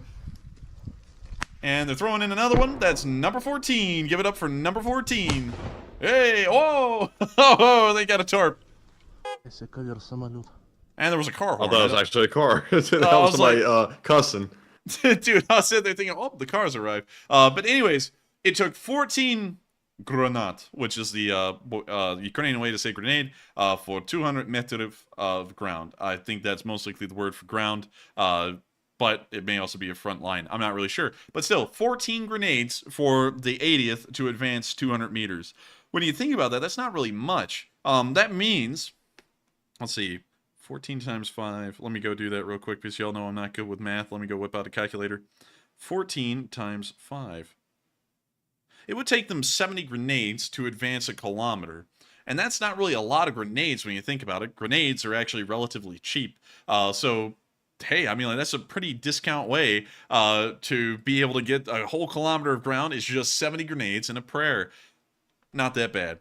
Anyways, of course, the Ukrainians are continuing their advances on both axes, both the northern and southern flanks in Bakhmut, and it appears that they are going for encirclements that will force the Russians into retreat, at least at the moment, according to official Ukrainian statements.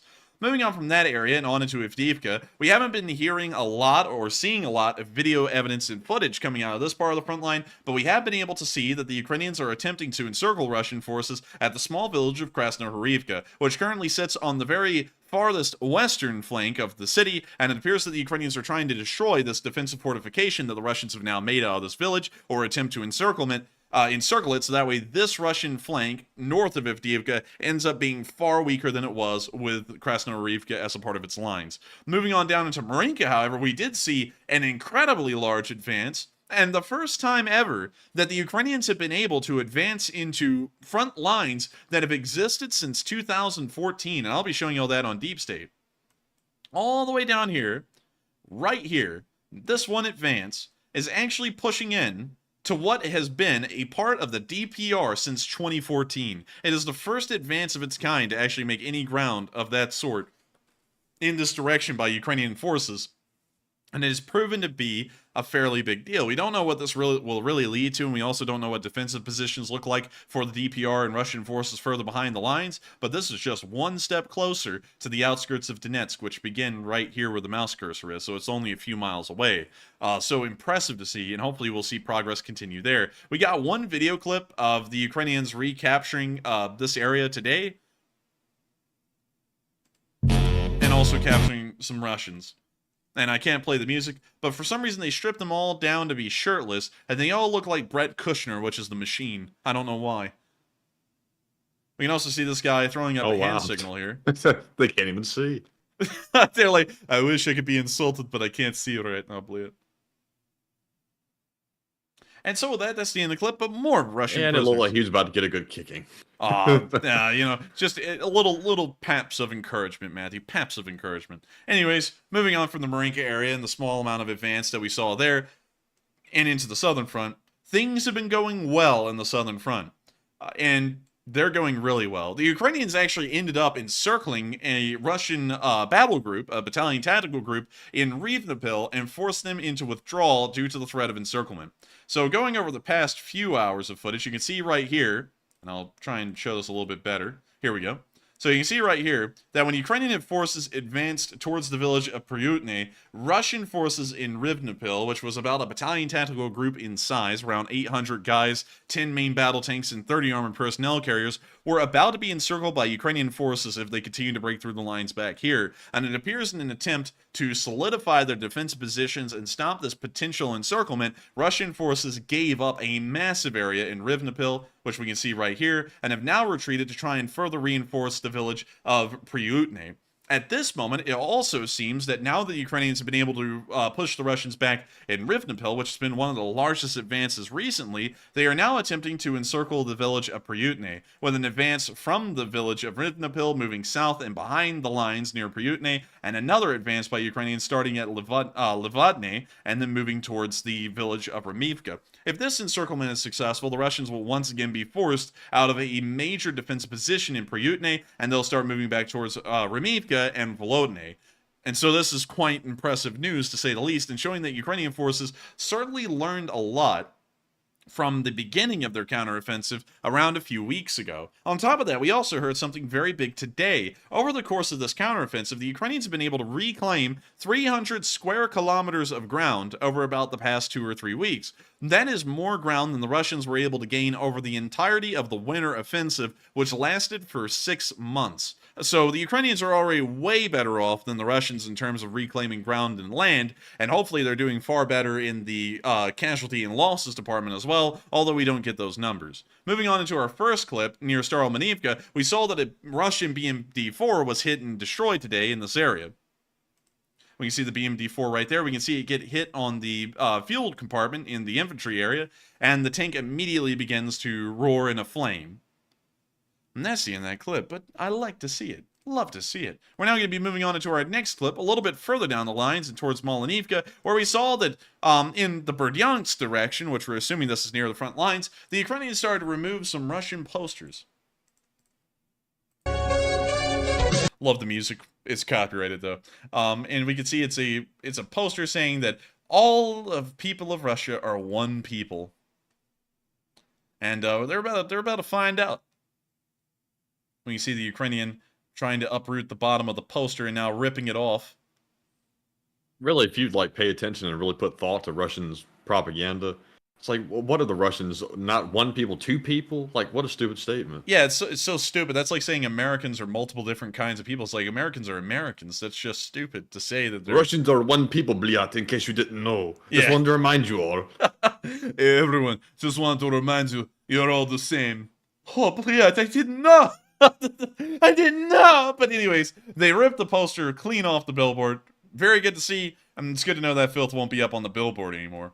So moving on out of this area, because we haven't seen any active... Oh, by the way, forgot to mention, Ukrainian forces are still pushing directly down the village chain from Velika Novosilka down to Staromanivka. It's just that we haven't really seen a lot of progress in that offensive. We are seeing more progress in these two prongs out here near Pravutne. But anyways, moving on down into Robotne, we did see an interesting clip near Arikiv where we saw that a Ukrainian soldier was inspecting a destroyed Russian peon.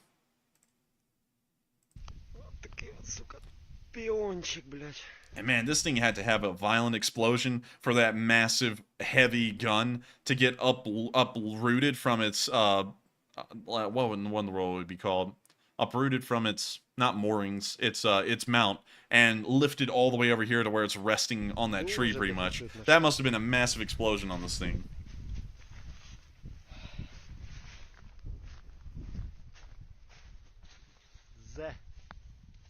Zalupa. Zalupa, like a chalupa. Zalupa. Hit him with that chalupa. Man. Oh, wait, hang on. I can't say that one. I was about to do the Baghdad thing. But anyways, in this area, we saw that Ukrainian forces are still advancing through Robotne, where they have been able to take it, and it appears that they're going to be pushing down towards Tokmak from Novoprokopivka. I'm so sorry, everyone. That one is a real tongue twister for me, but they are advancing in this area. And moving on out of the southern front, because those were all the clips we got there from there today, and moving on into the area of Lubkove, which is right by the former Novikakhovka Reservoir, Ukrainian forces are still pushing, and they still control Pyatsky-Katki. There was a little bit of information coming out a while ago that the Russians were able to retake that village. That was untrue. Russian forces have never been able to advance outside of Zarabyanki, and the positions in Zarabyanki appear to have been significantly weakened, considering that the Ukrainians appear to control the heights near Zarabyanki and are using these to look at the road leading into the town, and so they are really largely destroying almost all Russian forces that are entering Zarabyanki. And so the small garrison that's there is trying to hold out for as long as possible, and right now it doesn't appear that they'll be holding out for that much longer. Moving on out of the southern front entirely and out of Pyatsky-Katki and also Zarabyanki, and moving on over into the southern front, we have seen something wild. The Ukrainians have made a foothold on the other side of the Antonovsky Bridge, and they have held it for days at this point. It appears that there is no attempts that have been successful by the Russians to uproot them from these positions so far, and even now, Russian armor that is retreating from the bridge, for some reason they've been brazen enough that even with the Ukrainians controlling the positions around the bridge, they've driven their own armor up onto the bridge to fire the Ukrainians on the other side. In their attempt to retreat from the bridge, they ended up running over their own minefield. And when you see the tank backing it up, man, it must be from Iraq. But anyways, when you see them hitting their own anti-tank mine, catching on fire, when you see the crew jumping out as the tank now rolls out of control, hitting the guardrails, and when you see the third crew member hop out, well, wait a minute, there was 4 crew members. Wow, they're just carrying an extra guy around. That tank must be from Iraq, the way it backs that track up. Oh, that tank must be from Iraq, the way they backed that ass up. But anyway, I had to do it. We got too close. I just had to do it at that point. But anyways, Ukrainian forces now hold the town of Dachi on the southern end of the Dnipro River. It appears that that position is quite strong. The Russians have not been able to uproot the Ukrainians, and we don't really know what this is going to be leading to in the future, but it is really great to see that they have made a foothold on the other side of the Dnipro River, and they're holding it for days, because that means that the opportunities from this area could be grand, to say the least. And so with that, we're now going to be moving on out of that news and on up into a very interesting... Well, actually, I'm going to move on to the sad clip first, so that way we can start to get on into a higher note here in a minute. But in the town of Kramatorsk, Kramatorsk was hit by another missile attack last night, and it appears the damage was fairly significant. We've not gotten an actual casualty report yet, but we're assuming that there's been at least a dozen casualties. The man in the film is saying if I was just here 5 minutes ago, which he was, well, actually, he was there 10 minutes ago, and then 5 minutes ago, the missile strike happened. He said if I was here 5 minutes ago, that missile would have gotten me too. Я отсюда уехал 5 минут назад. 5 минут назад я вот там стоял, блядь. 5 минут, сука, прошло. 5 гребаных, блядь, минут, нахуй. Пиздец, блядь. Ну нас бы сейчас не было в живых с тобой. Просто нахуй. And with that, that's the end of that clip, but a very unfortunate thing to see. And hopefully the Ukrainians will, of course, be able to make the Russians pay for this by beating their asses in the south. And so we're going to be moving on now into the area of Cherkasy, where we saw that a Ukrainian soldier returned home in incredible fashion. I mean, this guy came in with pizzazz and some style. And so here's the clip real quick. When you see the Ukrainian soldier, when you see his daughter up there, 10 років тому назад я став вдруге дуже щасливий. Народилась ти, моя красуня. Я тобі бажаю міцного здоров'я, мирного неба. Ти моє натхнення, ти моя любов. Дякую за те, що ти мені.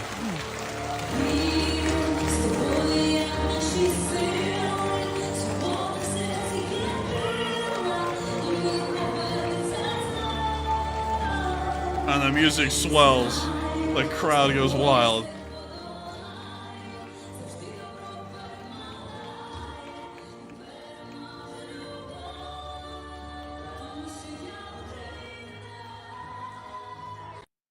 And that's the end of the clip, but a really nice one to see. And a great way for us to move on to the speech from President Volodymyr Zelenskyy here on day 489 of the news. And so without further ado, on top of that high note, here's the speech from President Volodymyr Zelenskyy. Speech! І українці, українки, рівно на роковину удару російських терористів по Кременчуку, по торговельному центру, коли загинули 22 людини, російські нелюди знов спрямували ракети по Кременчуцькому району. Сьогодні російські терористи жорстоко обстріляли і Краматорськ, ракети С-300. 3 людей загинули, і серед них дитина. Мої співчуття рідним та близьким. Станом на цю годину більше 40 людей поранено, усім надається допомога. Триває розбір завалів. Кожен такий прояв терору знов доводить і нам, і усьому світу, що Росія заслуговує лише на одне за наслідками усього, що вона наробила. Поразку та трибунал, справедливі та законні суди проти усіх російських вбивць і терористів. Я знов дякую усім світі, хто підтримує Україну, допомагає захисту наших людей. Сьогодні є новий оборонний пакет від США для наших воїнів, бронетехніка, боєприпаси для патріотів, стінгери, для хаймерсів, додаткові снаряди для нашої артилерії. Я дякую пану президенту Байдену, Конгресу, обом партіям, усім американцям. Говорив з паном прем'єр-міністром Норвегії, подякував за надану підтримку оборонну, економічну, політичну, дуже вагому, поінформував його про мою вчорашню поїздку на передову до наших воїнів, про наші актуальні оборонні можливості, озвучив деякі наші збройні потреби, обговорили і створення коаліції винищувачів. Окрема тема в розмові – майбутній саміт НАТО у Вільнюсі. Дякую, Норвегія, за розуміння. Провів сьогодні спеціальну нараду з нашими міжнародниками, офіс, уряд щодо підготовки до Вільнюського саміту. Впевнений, рішення саміту можуть стати позитивними для України. Робимо для цього все можливе та підключили для цього всі міжнародні можливості України. І, звичайно, фронт. Наші герої, наші активні дії. Сьогодні у нас теж є рух вперед на всіх напрямках, де ми ведемо наступальні дії. Дякую, воїни. Сьогодні у нас є важливі результати у відбитті російських штурмів. Я вам дуже вдячний. Особливо сьогодні відзначу славетну 3-ю окрему штурмову бригаду, міцну 28-му окрему механізовану бригаду, героїчну 54-ту окрему механізовану бригаду та круту 57-му окрему мотопіхотну бригаду. Я дякую всім вам, воїни. Молодці. Дякую вам за кожного знищеного окупанта та кожне врятоване українське життя. Слава нашим героям. Дякую всім в світі, хто не боїться російських терористів та разом із нами повертає світові безпеку. Слава Україні! Slava Ukraine. Oh, we both did different things at the same time. But with that, that was the end of Zelensky's speech, and we're going to be moving on in to some of the leading questions of the night, because many of y'all have been answering those leading questions of the night, and I've been wondering, what in the hell have y'all been thinking about that stuff? Because, you know, they're big questions. I mean, I'm not even, you know, kidding about that. That's kind of sounded for a minute like I was kidding about it. There are some big questions, actually some of the biggest questions of the day, and a lot of y'all have weighed in on them and given y'all's opinions on what y'all are thinking about that. And so, what do we got, Matthew? All right, and moving into our final question segment of the night, addressing our first poll, it says Prighozhin's jet, well, I have a very hard problem saying that, almost a stroke. Prighozhin's jet landed in Belarus 15 hours ago and now flew back to Moscow. And did Prighozhin go back? It looks like 54% said no, only the jet returned to Russia. It looks like 17% said unsure, 16% said maybe, but probably not, and 13% said Prighozhin went back to Russia. And I was speculating earlier before we started the stream. I think the jet may be shared with other people.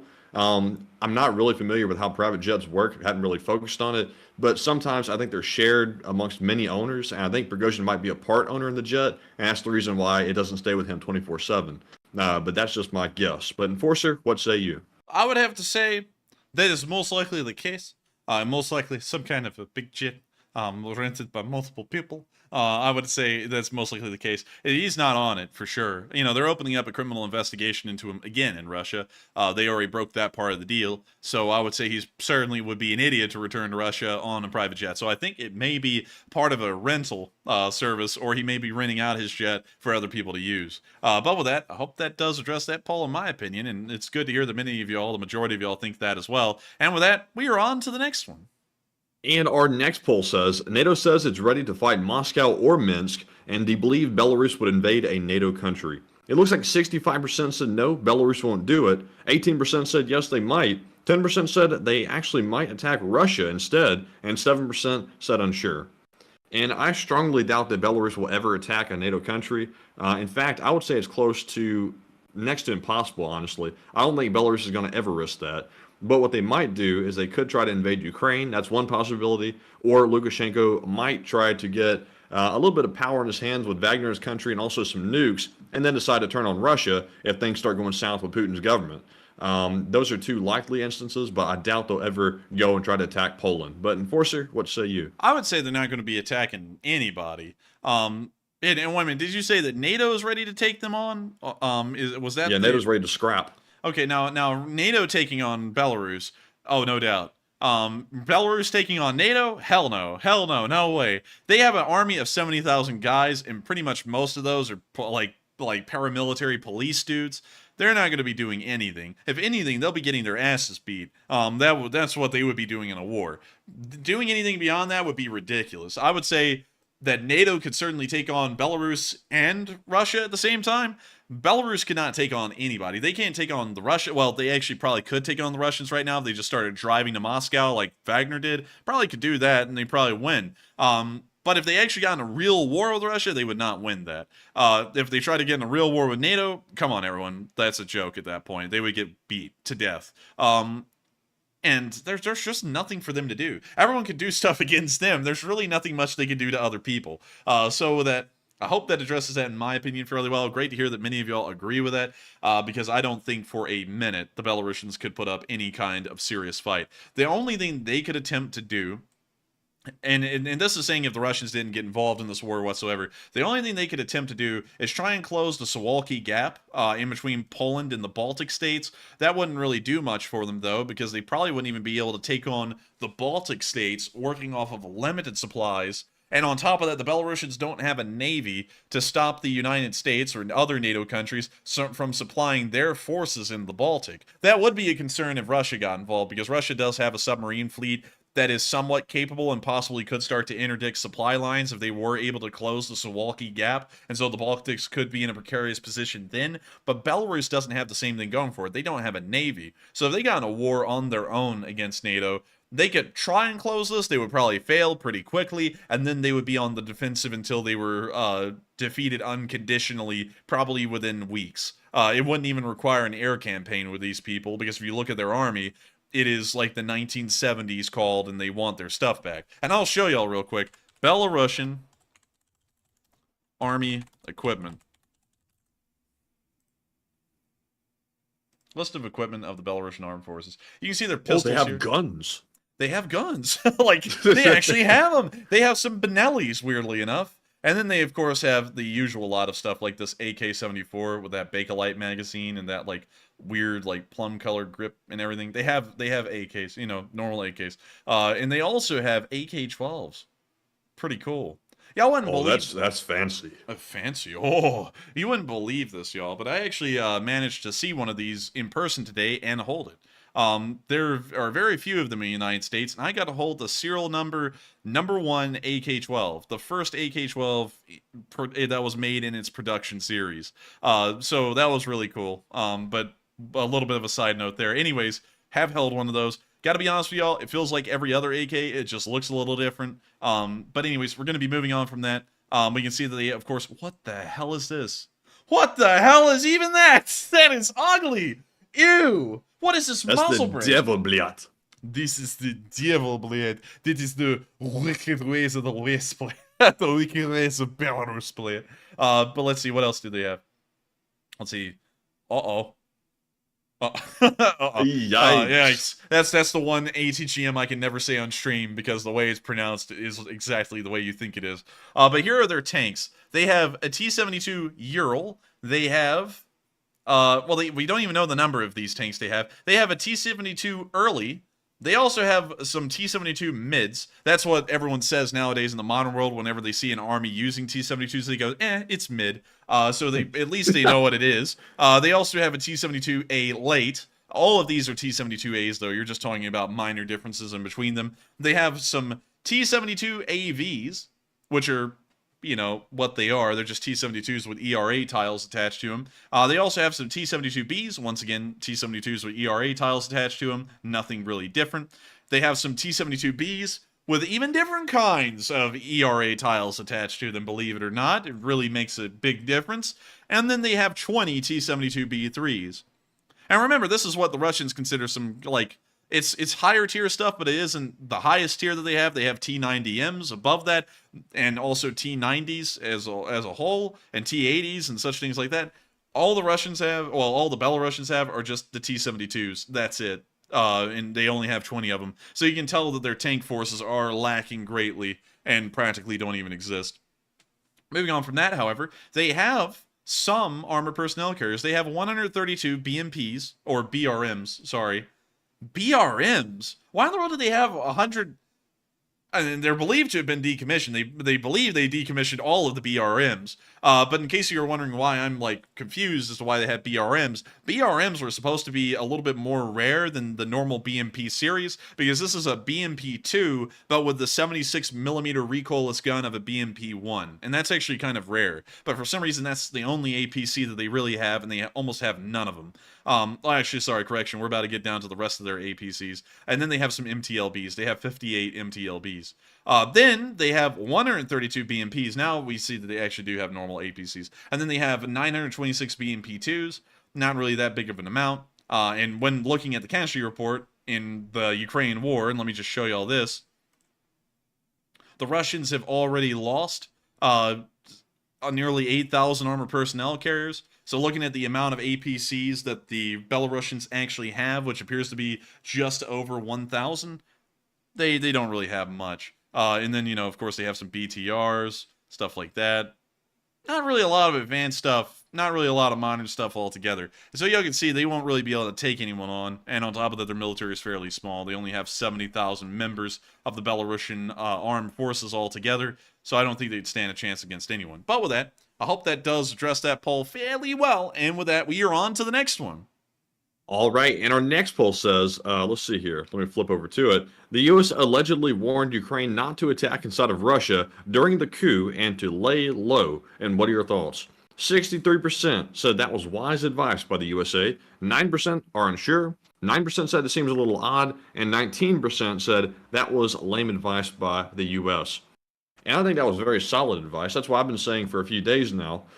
It was very smart for Ukraine to sit back and wait to see what happened with the coup, not to redirect Putin's attention from what was going on inside of his country and then back to Ukraine, where he might do something rash and, take unfortunate actions inside of that country instead. So the way it went was much better, and Ukraine was very wise not to step in and draw attention to themselves. But Enforcer, what say you? I would say that was a very smart move, and I think that was a great call by the United States for the Ukrainians to not support the Wagner, because imagine if they had, that would have been a very different situation we were looking at right now. So I would say it was a smart call, for sure, no doubt about it. But one thing I think is funny, Matthew, is that the Ukrainians sat there and watched that going down and said, "Oh, buddy, it's time." We went, "No, wait." And they were like, "No, don't do that." But that sounds like the U.S. just called them up out of the blue and said, "Don't do what you're thinking about doing." Dude, we sat there and Zelenskyy said, "It is my time to beat their asses." Hang on, I got a call. And then he just picks it up and you just hear "don't," and he goes, "Oh," and then he puts the phone back down. Ukraine's like that mischievous kid that you know's up to something, but you're not really sure, so you just call just to play it safe and say, hey, can you chill out over there? Don't do anything crazy. Dude, you just call up and be like, "Don't do nothing. Do nothing. Just sit there and watch. Don't do anything." And that's probably why they put out on their Twitter, Matthew, "We are watching," because they're about to get involved. And then they sat there and went, well, we're watching, It's like, oh, okay. But anyways, I would say that was a pretty smart call, honestly. And also, much like Evanescent Wave, who's an old guard of this channel, said in the live chat, never interrupt your enemy when they're making a mistake. And oh, buddy, were the Russians making a big mistake. And so with that, I hope that addresses that fairly well. And we're on to the next one. All right, and our next poll says, Ukraine has decided to suspend presidential elections indefinitely due to the war. And what are your thoughts? 75% said it's acceptable due to the war. 11% said it depends on the details. 5% said unsure. And 9% said unacceptable and it should be held. And I did cover this the other day on Monday in our little short video, and I got some flack in that video. And I will, actually, while I sit here and I'm going to clarify my comments a little bit. I did not say that Ukraine was in the wrong for suspending the elections. And in fact, after a little bit of research, it turns out in their constitution, it says they can't hold an election during wartime. So it's their law. I was saying, though, that in democracies, it's never a good thing when you have to suspend an election. But if the details warrant that, then it's necessary. In this instance, it looks like it might be. But Enforcer, what say you? I would have to say it's perfectly fine, considering it's a part of their law. They really can't violate the law, so if it's a part of their constitution to say that there are no elections during wartime, I suppose that there will be no elections during wartime. In the United States, that's not the case, however. Elections can't be suspended for any reason in the United States. They have to be held every single time an election cycle comes around, and we've held them during wars. Because I actually saw some comments when Matthew did our war summary on Monday, and I saw some people saying things that are historically untrue. For example, the United States has suspended elections multiple times when we've been in war. That is markedly untrue. We have held elections in 1944 in the middle of the Second World War, in the middle of our involvement in the Second World War, and we also held an election in 1864 in the middle of the U.S. Civil War, which was happening in our country. So we have held elections. I would be quite honest with y'all, as a democratic theory, I believe it is important as a democracy to always hold elections regardless of the external circumstances. Whether there's a war, whether anything is happening, hell, even if a nuclear apocalypse happened, the United States government or any democratic government should always find a way to continue to have elections on their government. That's the way a democracy exists. Without elections, a democracy isn't a democracy. It's a fundamental part of it. Now, of course, there's a different situation with Ukraine. It's codified into their constitution and their laws that they can't hold an election during a war. So that's just a part of the law. And that was a part of their democracy, where their elected representatives and delegates of the Ukrainian government decided to ratify that version of the constitution that had that in it. And so therefore it's an extension of the will of the people, and that's just a part of their law. That's what it is. But I would have to be honest with y'all. I would always make sure, and especially in the United States, to always hold elections, regardless of the circumstances, regardless of what's going on. I believe it's democratic, if the Constitution or the law doesn't say otherwise. But with that, and I would even say with that I saw some folks saying there's no way to hold a high quality election during a war, and that's probably true. But at the same time, even if you have to hold an election that's not perfect and it's kind of, a little messed up, because everybody does understand that there are extenuating circumstances here. There is a war going on. People are getting attacked left and right. Sometimes it's better to have a poor election than no election, in my opinion. But then again, if it's codified, the law is the law. So that's the way it's going to be. And that's true. But I see some people saying you can't have a quality election in a war. You can. I mean, I don't mean to just, disagree with everything everyone's saying in the live chat, but you can. We had one in the Civil War. Hell, even in the Civil War, it was thought in 1864, Abraham Lincoln, who was going up against former General McClellan at that point, he may have actually ended up losing the election to McClellan, except for there was a small little deal that happened during 1864 that ended up turning a lot of people in Lincoln's favor again, and they ended up re-electing him, and then he would end up dying about a year later.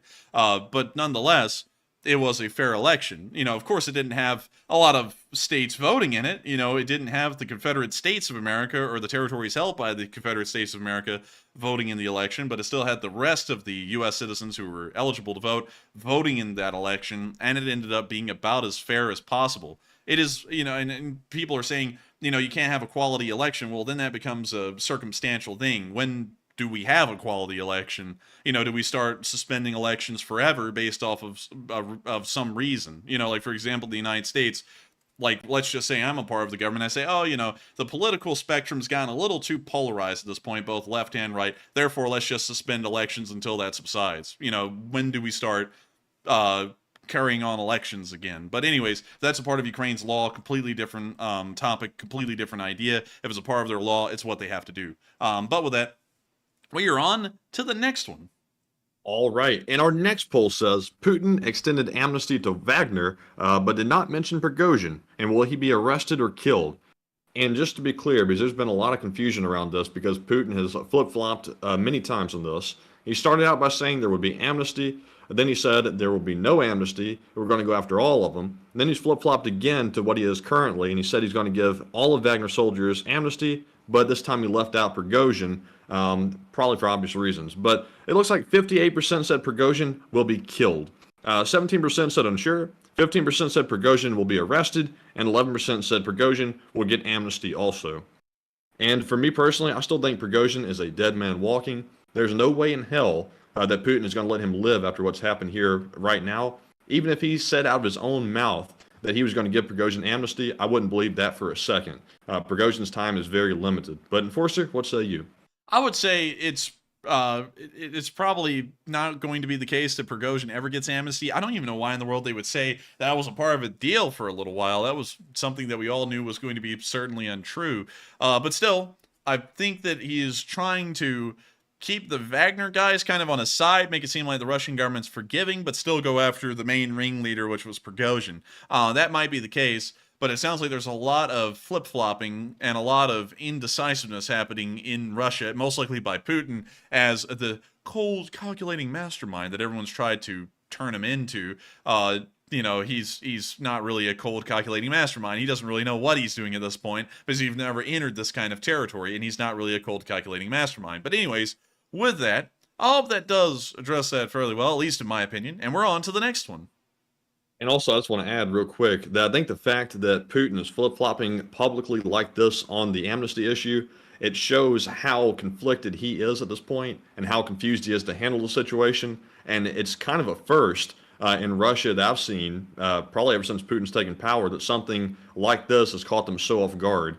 So to me, it symbolizes that their government is on the verge of collapse. I know that sounds extreme, but I think the situation inside of the Kremlin is much more severe than even we know. But Enforcer, would you like to weigh in one more time?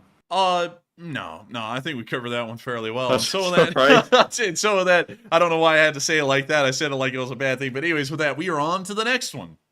All right, and with that being said, we are all out of polls. So we are moving on to our super chat questions, and up first, we have a $20 donation from Marion Deemert, longtime channel viewer, and thank you, Marion, very much for the support. And Marion said, Slava Ukraine, peace soon, and Herom Slava. And Slava Ukraini. And hopefully there will be peace soon. We were hoping that that would happen during the coup. Sadly, that didn't happen. The coup was a very short-lived one, and it didn't end up being as eventful as we thought it would be. But still, Herom Slava, and thank you so much for the support, Marion Deemert, and being a long-time channel viewer. You've been around forever, and I've got to thank you so much for helping this channel to keep on running and supporting us. Because without folks like you supporting this channel, this wouldn't be possible. And so with that, we are on to the next one, and thank you so much once again. And up next, shout out to Pure Life for putting in a $20 donation, and thank you very much for that support. And Enforcer, what say you? And thank you so much for the support, Pure Life, and helping this channel to keep on running. And I don't think we've had you support this channel before, but I do thank you so much once again for helping this thing to keep on running, because like I say to everyone, folks like you do help this channel to keep on running. I thank you for enjoying it and supporting our work, so that way we can keep this thing rolling. And so with that, we are on to the next one, and thank you so much once again. And up next, we have a 10 from Neil Vizanant. And thank you, Neil, very much for that support. He says, with the way Russia has conducted itself, I don't think any large-scale public events would be a good idea, especially if they involve how the country functions. And I thank you for the support, Neil, and I would say that that's a fairly good concern. However, we do know, not to always play the devil's advocate here, that is a very valid concern, and probably a good reason why the election should be suspended, even if the law allowed for them to continue during wartime. However, I do have a little bit of an argument to say against that. In most countries, there is the ability to mail in ballots to polling stations and be able to have them counted there.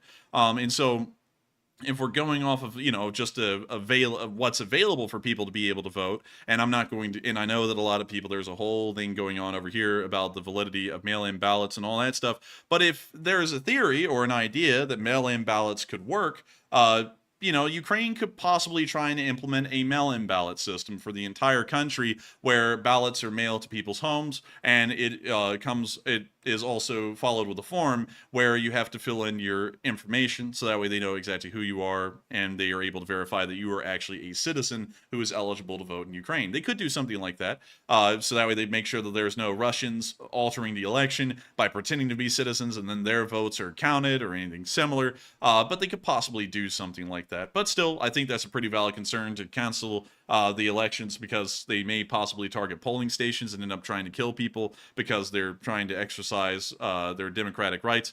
But with that, thank you so much once again for the support and throwing in a fairly interesting idea on that. And with that, we are on to the next one. All right, and our next super chat goes to CK Bold, who puts in a $5 donation and says, take a live chat question. And of course, CK Bold, we will, and thank you once again, as always, for that generous support. And we have a live chat question from James Post, who says, if Wagner is disbanded, what would happen to the mines in Africa that they're controlling, and would they just be rebounded and reformed? I think they would probably just end up losing power over those mines, and then some warlord somewhere would end up coming into control of them. Maybe that would be the case. I'm not really sure.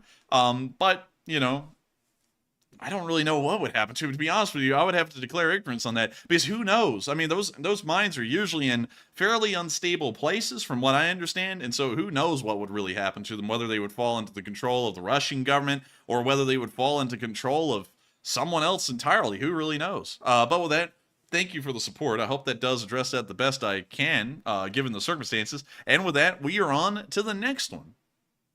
And real quick, I'm seeing a couple of people pointing out some law to me that are the war powers of the President of the United States. I'm not sure exactly what the point is behind it. I think it's trying to say that the United States President can suspend the election in the event of a war. So I was doing some looking over here at that U.S. Code 606, war powers of President. I'm not seeing anything here showing where he can suspend the election. I haven't had a chance to really read it in depth yet. Seeing some parts here where he can change the way communication is done by radio or wire. Not seeing anything about the elections being suspended yet. Just having to skim it here. If somebody could tell me what paragraph, subsection that is in, that would be a huge help. Let's see.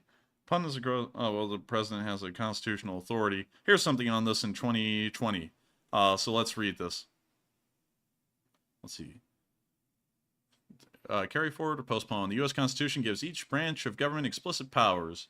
Let's see, provides the president with very narrow powers, none of which include the authority to change the timing of the general election. Importantly, the Constitution states explicitly that the president and vice president shall hold the office for a term of 4 years. The Constitution grants Congress the authority to choose the timing of the general election. In 1845, Congress enacted a federal statute to establish a uniform time for holding elections for the office of president and vice president. The laws state that the election shall be held in each state on the Tuesday next after the first Monday in the month of November. Since Congress enacted this law, no presidential election has been postponed. Even in the midst of the Civil War in 1864, President Lincoln was reelected. During World War II, President Franklin Roosevelt was elected to a third and fourth term. Of course, there is no longer possible due to term limits laid out in the 22nd Amendment. Postponing a presidential election would break this 175-year precedent. In order for a federal election to be postponed, Congress would have to enact an amendment to the 1845 federal law, and the president would have to sign it. The chances of that occurring are very slim since the House of Representatives, that's talking about the current political situation in 2020. But anyways, as you can see, there is no inherent ability of the President of the United States to be able to postpone elections. It appears that Congress wouldn't even be able to postpone elections unless they tried to pass a new amendment that allowed them to do something like that. So in the United States, it's basically impossible. And also, even hypothetically, if they could suspend the election, the United States has never done that in its entire history. Even during the Civil War, it's never done it. During World War II, granted, there wasn't a war going on domestic soil in the U.S., but there was a major war going on overseas. We have never suspended an election, and hopefully never will.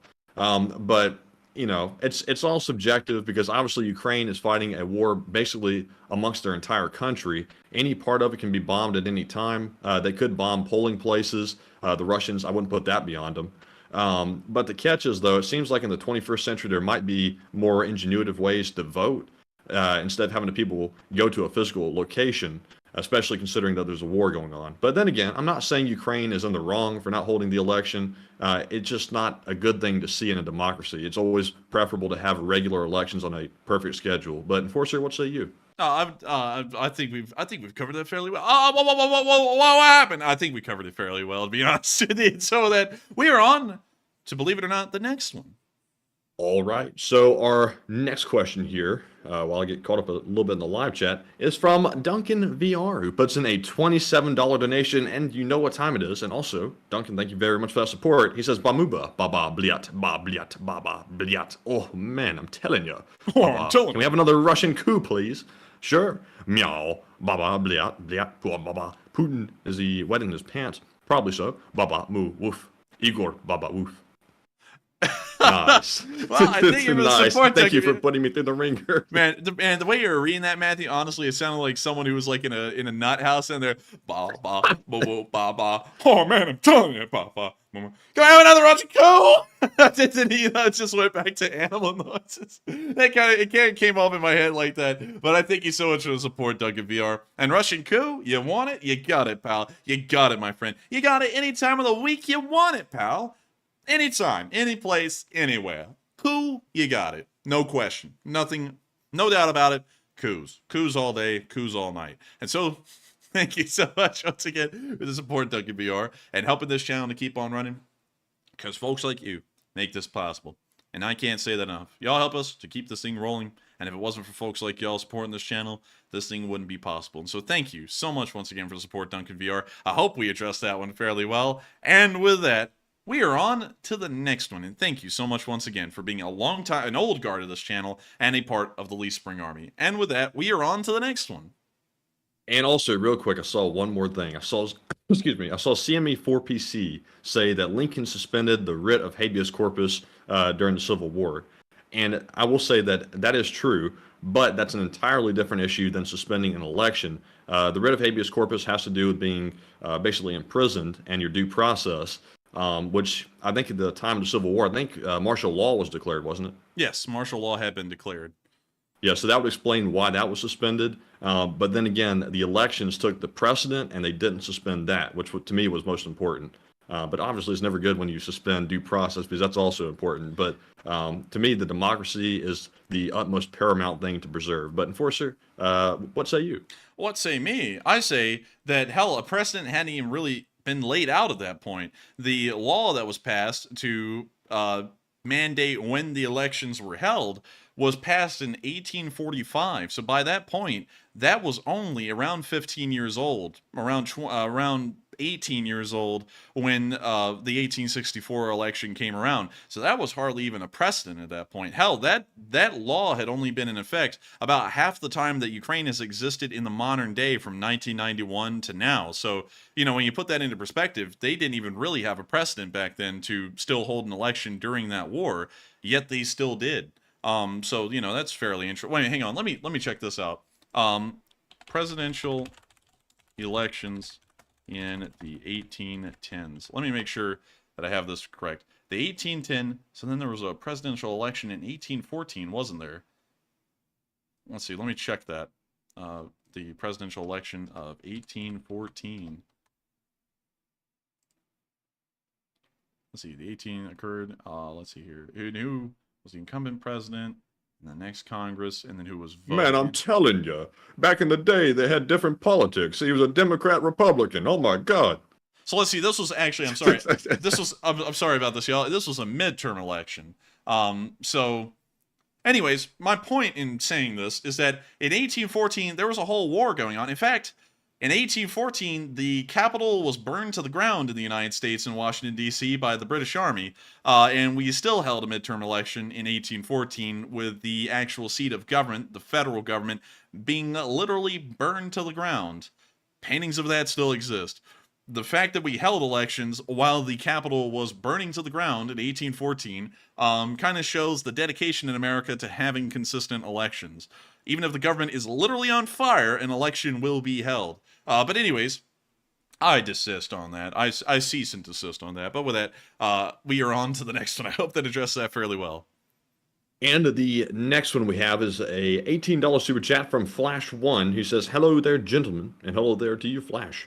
They said, "Like your short war summary, Matt, giving the Enforcer a run for his money. And great show as always, and please take a live chat question." And thank you, Flash, for the kind words, and also, Enforcer, what say you? And I thank you, Fethar. I mean, not Fethar, Flash. I'm sorry. Flash has the exact same profile picture as Fethar. It's the purple background with the F in it. And so I saw that, and I was like Fethar, and it's not Fethar. But still, thank you so much for the support, Flash, and helping this channel to keep on ranking. Matthew did really good on that summary, and it really went far. It ended up getting 350,000 views, I believe. It's one of the highest viewed videos on our channel. I believe it's number 2. And so it's way up there. And huge credit to him. It was an amazing video. He did incredibly good on it. And I thank you so much, Flash, for supporting this channel and helping us to keep this thing rolling, because folks like you supporting us are able to help Matthew and me to be able to make things like those war summaries in the middle of the day.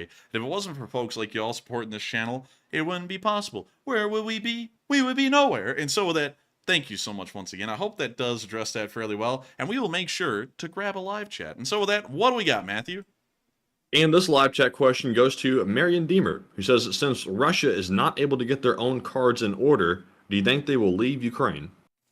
I think they probably will eventually leave Ukraine, but not right now. With the cards out of order the way they are right now, they don't really need to leave Ukraine. But if things start to get even worse inside of Russia, they may possibly leave Ukraine, because things governmentally in Russia are getting really bad. I would say this is similar to what was happening near to the fall of the Soviet Union in 1991 and their withdrawal from Afghanistan in 1989. Their withdrawal in Afghanistan was brought about in 1989 due to a lot of diplomatic and political pressures back home in the Soviet Union, and so they ended up withdrawing from Afghanistan because it was truly tearing the government apart, and it was also putting a massive strain on the Soviet Union and its resources. And so going off of that, I would say it's possible they could eventually withdraw from Ukraine because of political infighting, but it doesn't appear that it's going to get to that point just yet. It may be a little ways down the road. And so with that, I hope that does address that, in my opinion, fairly well, and we're on to the next one. And the next one goes to Wubba, who puts in a $10 donation. And thank you, Wubba, very much for the support. And Wubba said, "Coffee fund, I'm late tonight." And thank you so much, Wubba, for the support. And thank you for the coffee fund. It helps us to drink nice coffees. And without those nice coffees, where would we be? we would be nowhere. We wouldn't be able to run this stream. We live on coffee. Matthew found a new kind of coffee. Matthew has really experimented with coffees over the history of the stream. I just picked Nitro Cold Brew, and I've lived with that terrible tasting stuff for 489 days now. Matthew has been trying out new stuff. I think he's trying out something that I would equate to the flavor of chalk with chocolate in it. But it has a lot of caffeine in it. It's got a lot of caffeine in it. Yeah, I'll tell you what, it has me buzzing. I'm telling you. Oh, man, I'm telling you. It's got me buzzing. Oh, buzzing. Oh, man, I'm telling you. I went to a bar last night. A chick talked to me. I got a little bit of a buzz because she put a pill in my drink. Oh, man, and then she left me. She didn't like me. Oh, I was ugly, real ugly. But anyways, thank you so much for the support, Wubba, to the Coffee Fund. Because, Wubba, without that coffee, we wouldn't be able to keep this thing rolling. So thank you so much once again for support. Thank you for helping this thing to keep rolling, because you folks are the only way we're able to keep this channel going. And so with that, we are on to the next one. And thank you so much once again. And the next one, also Psyops is here. He said, so Psyops is back. Yeah. I was about to read off what he said too, and the answer is no. But welcome back. And anyways, on to our next super chat. We have a $10 donation from longtime channel legend Enforcer for President, who does not leave a comment, sadly, but thank you very much for that support. And Enforcer, what say you? And I got to thank you so much for the support as well, Enforcer for President, an absolute legend. And of course, helping this channel to keep on running. Folks like you, Enforcer for President, are really cool. Because one, you've already pledged to vote for me in 2040. I respect that, because that's a long ways away. And two, I've got to thank you so much for being a massive part of this Lee Spring Army, and of course, helping this channel to keep on rolling. It's incredibly cool to know that we have very loyal, fanatic people like you at Force for President. It's just really cool to us, and I got to thank you so much once again for supporting this channel and helping us to keep it running, because we know if we can count on anyone, we can always count on Enforcer for President, Mark, Jesus UCSB, and BC Skyman, and let's see who else. There's a lot of y'all that we always count on, both to back up this channel and support us, and also to be here in the live chat every single night. We thank every single one of y'all. And so with that, thank you so much once again, Force for President. I hope that does address that fairly well. And with that, we are on to the next one. All right. And up next, we have a $10 super chat from Blue Flam 777, who says, "Oh, I'm telling you, you're avoiding my post, LOL. You know where I live, elections are a conspiracy. Poodler owns nothing. Hehe. Question goes to the chat. Chat. Oh, man, I'm telling you. You think you're kidding. Oh, people really know where we live. Oh, man, I'm telling you. There's psychos out there, I'm telling you. They found our home address. They started spreading it around. Oh, man, it's terrible. People trying to send us death threats and everything. Oh, man, I'm telling you, it's terrible. Real bad. Oh, man, bad. Real bad. But still, thank you so much for the support, Blue Flame. And did he want a live chat? I think I heard he wanted a live chat at the end of that thing. Oh, yes. And we will make sure to get to that live chat, but I want to thank you so much for the support, Blue Flame 777, and I hope that does address that fairly well. And let's get on into that live chat. And the live chat question goes to, let's see, Beef Taco, who says, question for the Enforcer. At what point does the targeting of civilians, eradication of innocents, shipment of children to Russia, and the unfortunate things that happen to the prisoners of war become genocide? It really already is a genocide. That would be my answer to that, in my honest opinion. It's already largely a genocide at this point. It's just that, you know, people always like to kind of be very lax with how they apply genocide, you know, because if we get something from a country, or, you know, the diplomatic situation is a little tough for the country, we don't throw genocide on them, because, you know, the Russians are committing a genocide against Ukraine. China is also doing one of their own. I can't really say a lot about that, though. Yeah, I'm sure many of y'all know about what's going on over there, but they're committing one of their own. We can't talk about it because YouTube doesn't like people talking about it, but we also don't say that they're committing a genocide because we have some intrinsic business dealings with them, and if we said that, probably wouldn't be able to keep those business dealings running for too much longer. And so with that, I hope that does address that fairly well. And with that, we are on to the next one.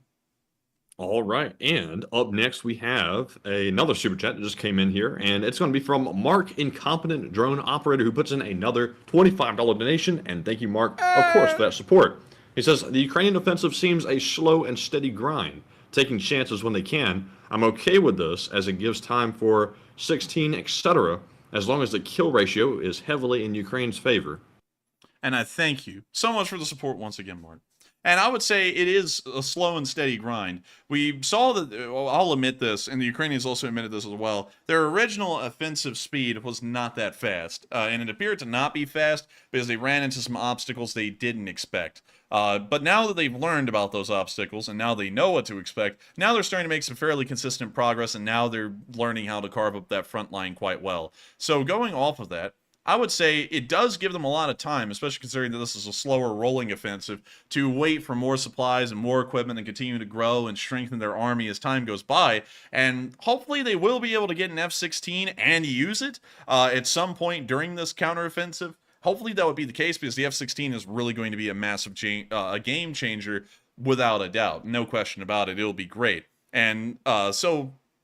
let's see, as long as the kill ratio is heavily in Ukrainian favor. I would agree with that as well. It's got to be in Ukraine's favor. Even if it's an offensive where losses are higher, I think that they should at least have a 1-to-2 ratio, 1 Ukrainian for every 2 Russians, even in an offensive, because then I would consider that to be a massive success. Even if they didn't take any ground, they ended up grinding down the Russian forces even further to where they weren't as usable. But with that, I hope that does address that fairly well, and thank you so much once again for the support, Mark, the massive support, and helping this channel to keep on rolling. And with that, we are on to the next one, and thank you so much once again for helping this channel to keep on rolling. All right. And also, I saw somebody say, is the enforcer really going for presidency in 2024? Not 2024. He says, actually flip those numbers around, 2042. However, there's not an election in 2042. No, it's 2040. So apparently he's planning to take charge through other means. Soyu!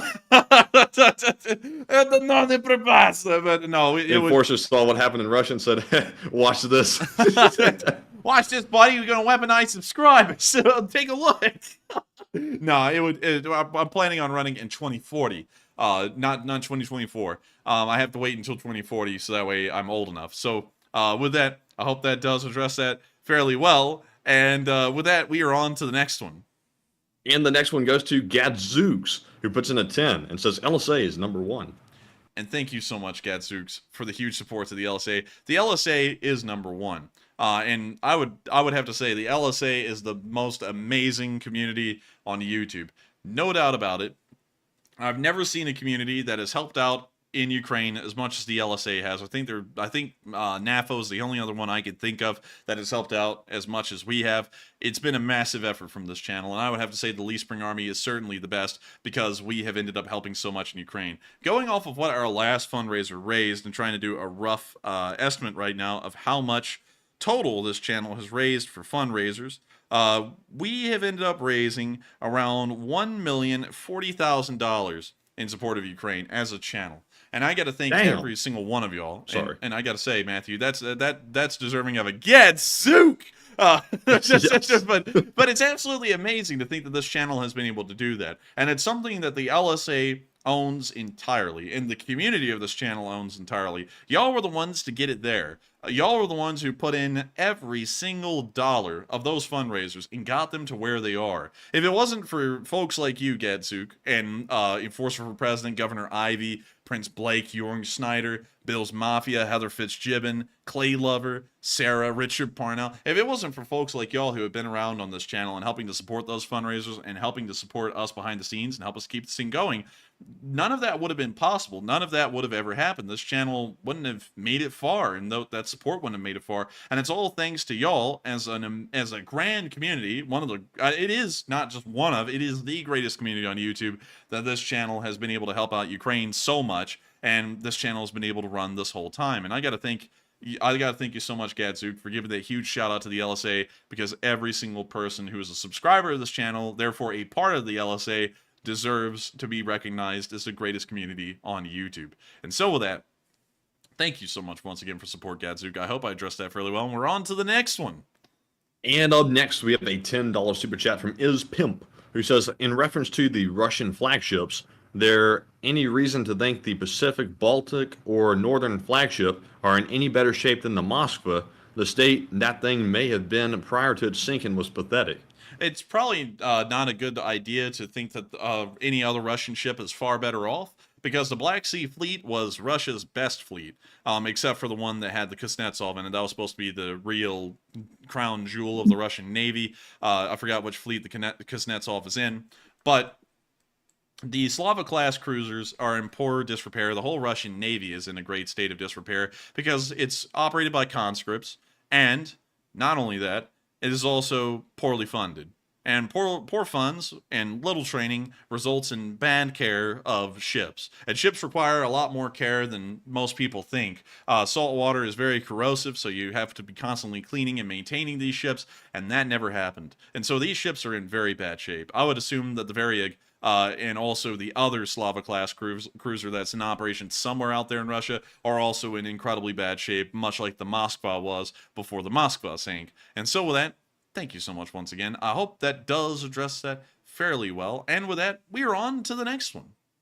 And up next, we have a $5 super chat from Dubsy Dabster, who says, Slava, pineapple whiskey, capybara for peace, honey badger for Tiefs, and LSA.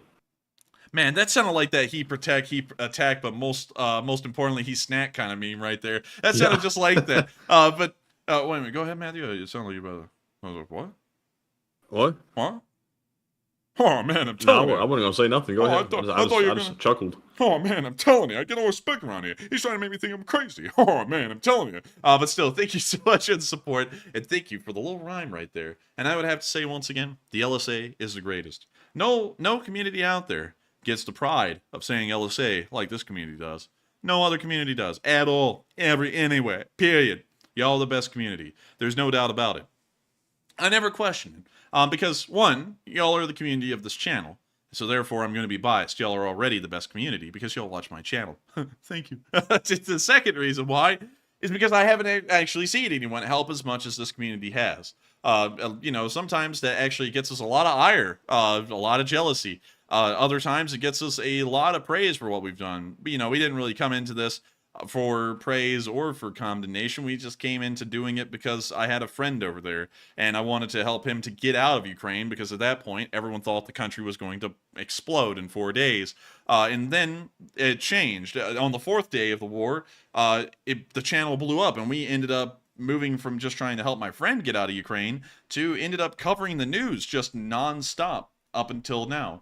And it's amazing to think that the channel changed that way, and y'all been around ever since that happened. Like BC Skyman, which I think is here with us tonight. I know BC Skyman was there on the 4th night. He was in the live chat that night, and it's just nuts to think that some people were around to watch us change from just being a channel trying to help my friend get out of Ukraine to becoming a full-on news reporting channel on the war. One of the first ones on air. We were on air within the first hour of the first missile hitting Kyiv, and that's a huge bragging right to us.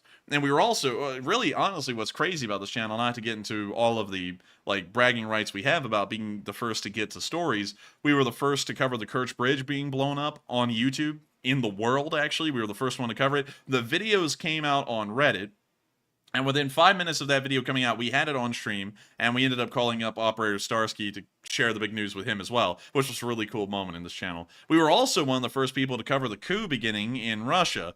We were the first people to cover it on YouTube. We definitely beat the mainstream news, everyone in the mainstream news, by hours. I think we beat them by 8 hours.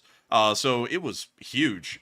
We've ended up covering a lot of things first, and it's cool to know that so many of y'all were around to see that stuff. One thing that we always laugh at, though, is that whenever we're the first to a story, we always know that there's going to be hundreds of people in our comment section that tells us that we're lying, and then hours later they come back into the comment section and they go, well, I think that this is a very interesting development. And I'm like, why in the world does nobody, that's one thing we always wonder behind the scenes, is that why in the world does nobody believe us whenever we cover a story? That's one thing we're always perplexed by, is that we can be the first to cover a story and we'll actually have videos and proof to back up what we're saying, and then people will just come in and just be like, I don't believe you. We're always like, what the hell?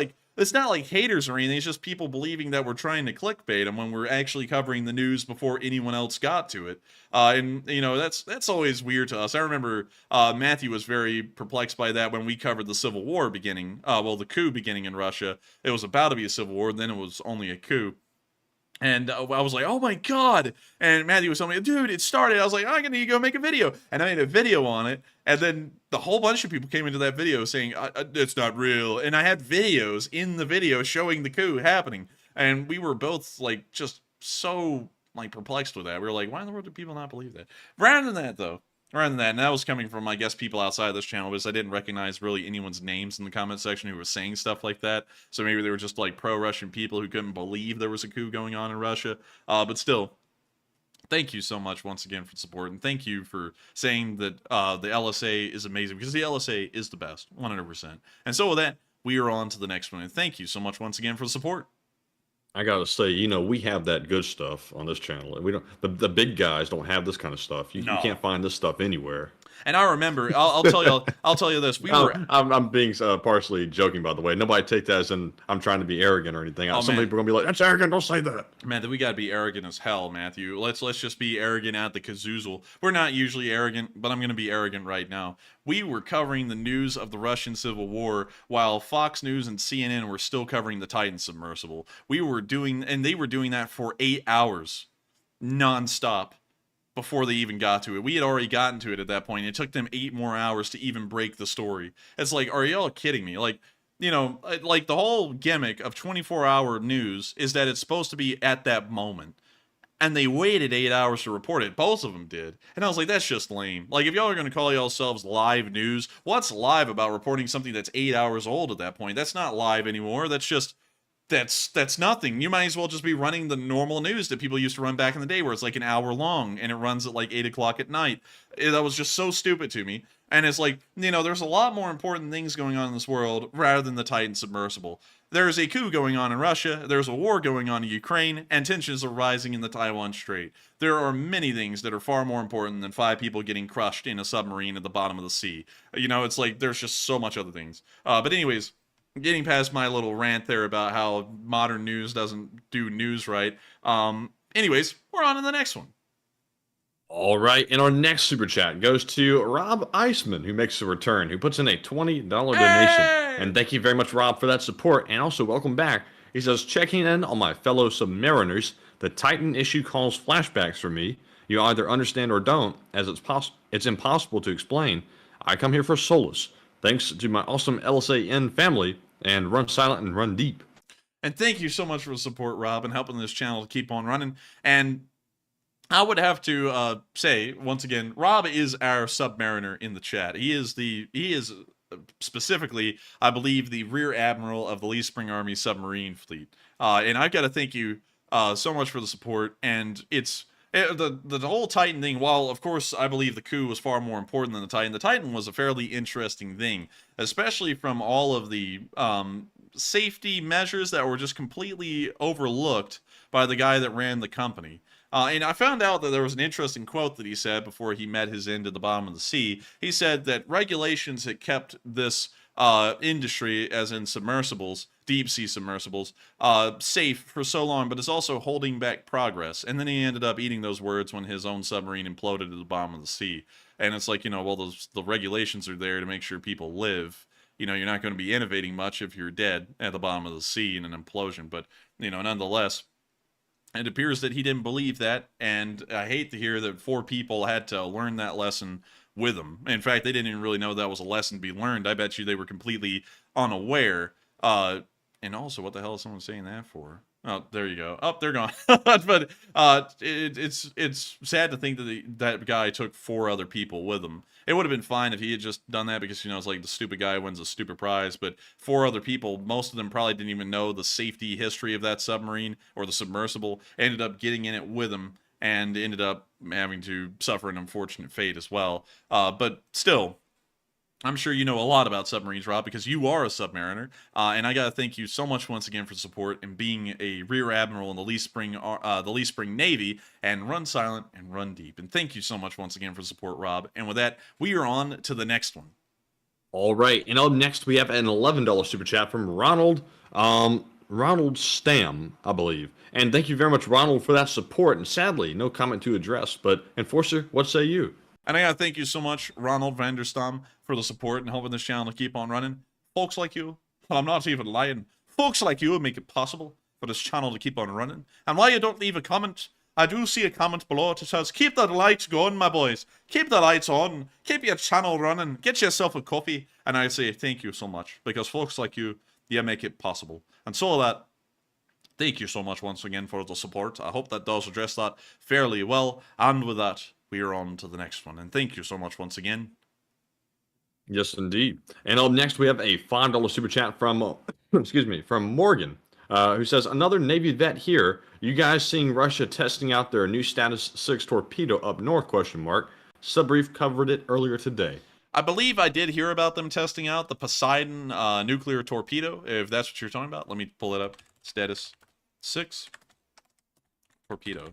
Man, what kind of torpedo you got? Man, I got that Section 8 torpedo. But let's see here. The Status 6. This is the Poseidon. Dang, that's a big torpedo. Golly. How big is this thing? Let's see. Huge. It is. Bigly. It's 65 feet long. It's massive. It's as big as my hands. And you know what that means? Big hands, big gloves. This torpedo will cause fire and fury. It has a mass of 100 metric tons. It's about as heavy as your mother. Let's. Wow. That's a little bit of a roast, but not the kind of roast we're going to be putting on a Rocket Man and his little guys in North Korea. But let's see. It is a unmanned underwater vehicle. Let's see. So, what do we know about this thing? Its maximum speed is 115 miles per hour. That's pretty fast. Let's see. The maximum depth, 1,000 meters. So that's not that deep, actually. That's only 3,280 feet.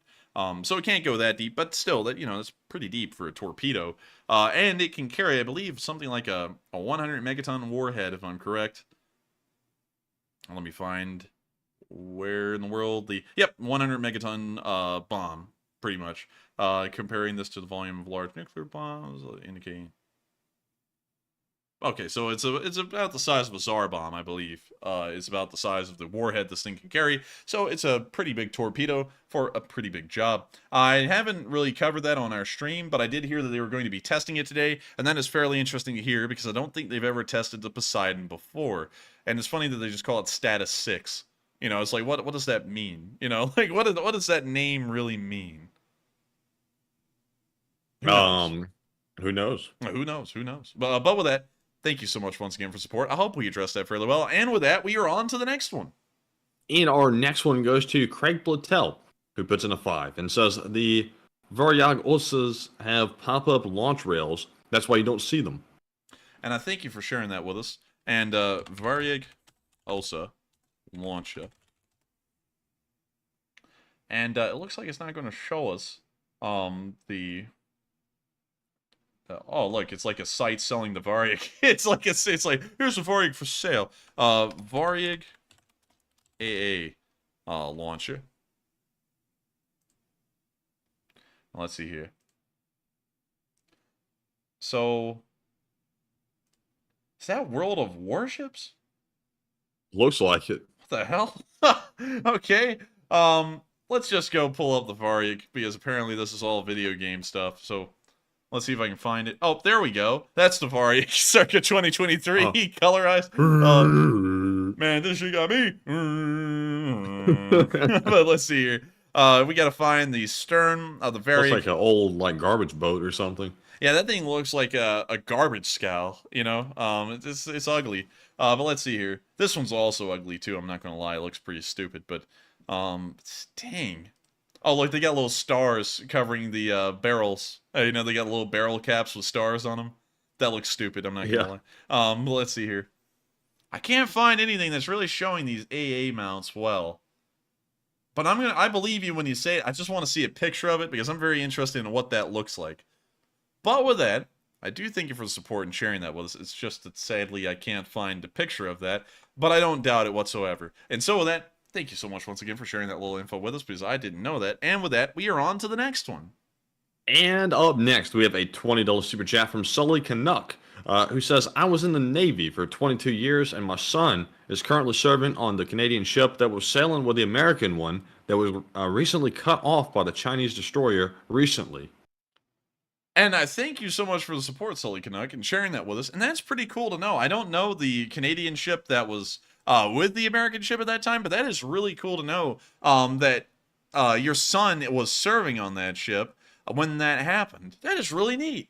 Part of history right there was being made. And so with that, thank you so much once again for the support and sharing that very interesting story with us, because that's a bragging right that your son will have for a while. In fact, if he came into the live chat on this channel, I'm sure he'd be hailed as a hero. And so with that, thank you so much once again for the support. I hope that does address that fairly well, and thank you so much for sharing that with us, because that is super cool. Also, by the way, another cool story for y'all about cool stuff. Speaking of... Also, before you get on that story, I just want to say real quick, I was about to say it anyway. Thank you for your service, Sully Canuck and son. Oh yeah, also, thank you for your service. I was about to get to that, Matthew. I was about to get to that. Now you made it look like it was an afterthought. Now I gotta be like, oh. But anyways, thank you for your service, Sully Canuck, in the Navy.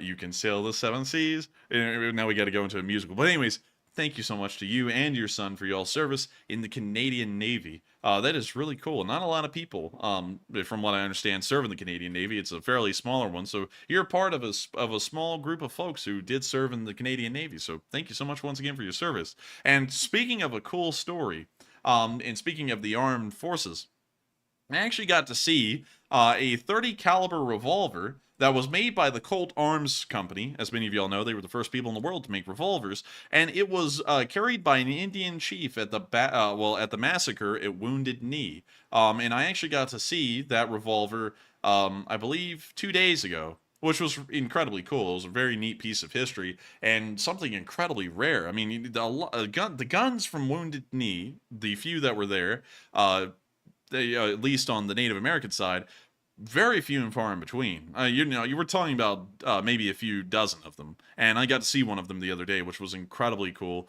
and a kind of a darker part of American history in a way, but very interesting to see the revolver of one of those Native American chiefs. Very neat. But still, with that, thank you, Sully Canuck, for the support. Just to throw in another interesting story that happened around the same time. And with that, we are on to the next one. I hope we addressed that fairly well, and thank you so much once again. All right, and up next we have a $5 super chat from Still Thinking, who sadly doesn't leave a comment either, but thank you very much, Still Thinking, for the support. And Forster, what say you? I'm still thinking about an answer to that. Still thinking, eh? I was thinking, are we? Well, we need to do stop thinking and get to yapping, yeah? Oh, man, I'm telling you. I need to stop thinking and do more doing. Oh, man, I'm telling you. But still, thank you so much, Still Thinking, for the support and helping this channel to keep on running, because folks like you help this channel to be possible. And so with that, thank you so much once again.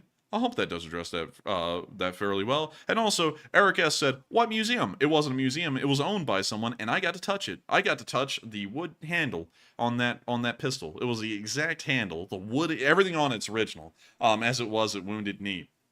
And I got to touch the wood grip that very chief held when he was actually gunned down. He ended up dying, and the army took the revolver off of him, cataloged it, and then it disappeared for decades, and then ended up in Chicago, I believe, in the 1920s or the 1930s. And since then, it was recognized because of the markings on the pistol grip that it was Kill Barrows, to specifically name the chief, it was Kill Bear's .30 caliber revolver. And since then, it's been going around the collector circle. And this guy that I was talking to, he got his hands on it, and so now it's his, and he's going to be putting an exhibit in his place, which is really cool. But I actually got to touch it, which was the coolest part about it. But with that, also Tom Axel said, wow, they let you handle it. Now, I didn't get to pick it up. I just touched the wood grip. Like, I just literally touched it with my finger.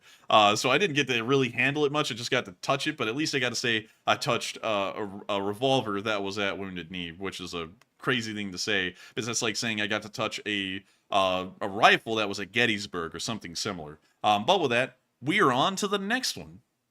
All right, and our next one goes to M. Hushy, who puts in a 5 and says, USA invented vote by mail during the Civil War. Lincoln felt that it was too bad to ask the soldiers to fight for the Union without letting them vote. And I thank you for the support, and that's actually true. There were the mail-in ballot idea actually went back to 1864 because the Union Army, a large part of it, the Army of the Potomac specifically, was actually, and let me make sure I'm correct in this. Let's see here. I think it was, it had taken over the peninsula where Newport News is now, and it was somewhere in this direction around Richmond, and also there was a army, I believe, that may have taken Norfolk at some point, or they had sailed up the river past Jamestown and ended up near St. Petersburg, well, not St. Petersburg, Petersburg, and they ended up allowing the soldiers in the army there and throughout the entire Union to vote through mail. And that was an incredibly interesting thing because it allowed these soldiers, which soldiers before this point wouldn't have really had an ability to vote if they were out on campaign. It allowed them an ability to vote. And that was really neat because a lot of them ended up actually voting for Lincoln instead of their former general, McClellan.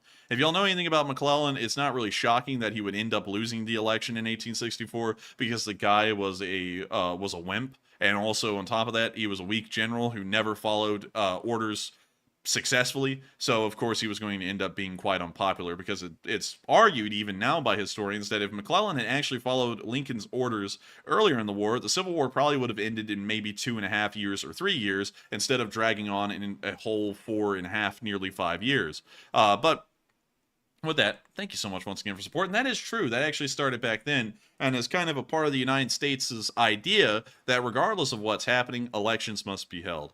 And honestly, because we're Americans, we're from America, my concept of democracy exists around elections. Elections are where democracy exists because you get to elect the people who represent you. And so they must happen at uniform times. Votes for representatives must happen every 2 years. Votes for senators must happen every 6 years. Votes for presidents must happen every 4 years. And it has to happen every single time on schedule, regardless of what's going on, regardless whether there is a disease plaguing the nation that makes it dangerous at the time for people to get around each other, whether it's a war, whether it's anything. In my opinion, I just believe elections should go on no matter what, because it's one thing, and of course I'm saying this completely detached from Ukraine. Ukraine's a whole other situation, but here in America, it would be silly to say that as a democracy we're going to suspend our rights to be a democracy because of an external circumstance. Are we even really a democracy at that point? Because if we're going to suspend that right, why not suspend the right of why in the world is things like an internment camp unjustifiable?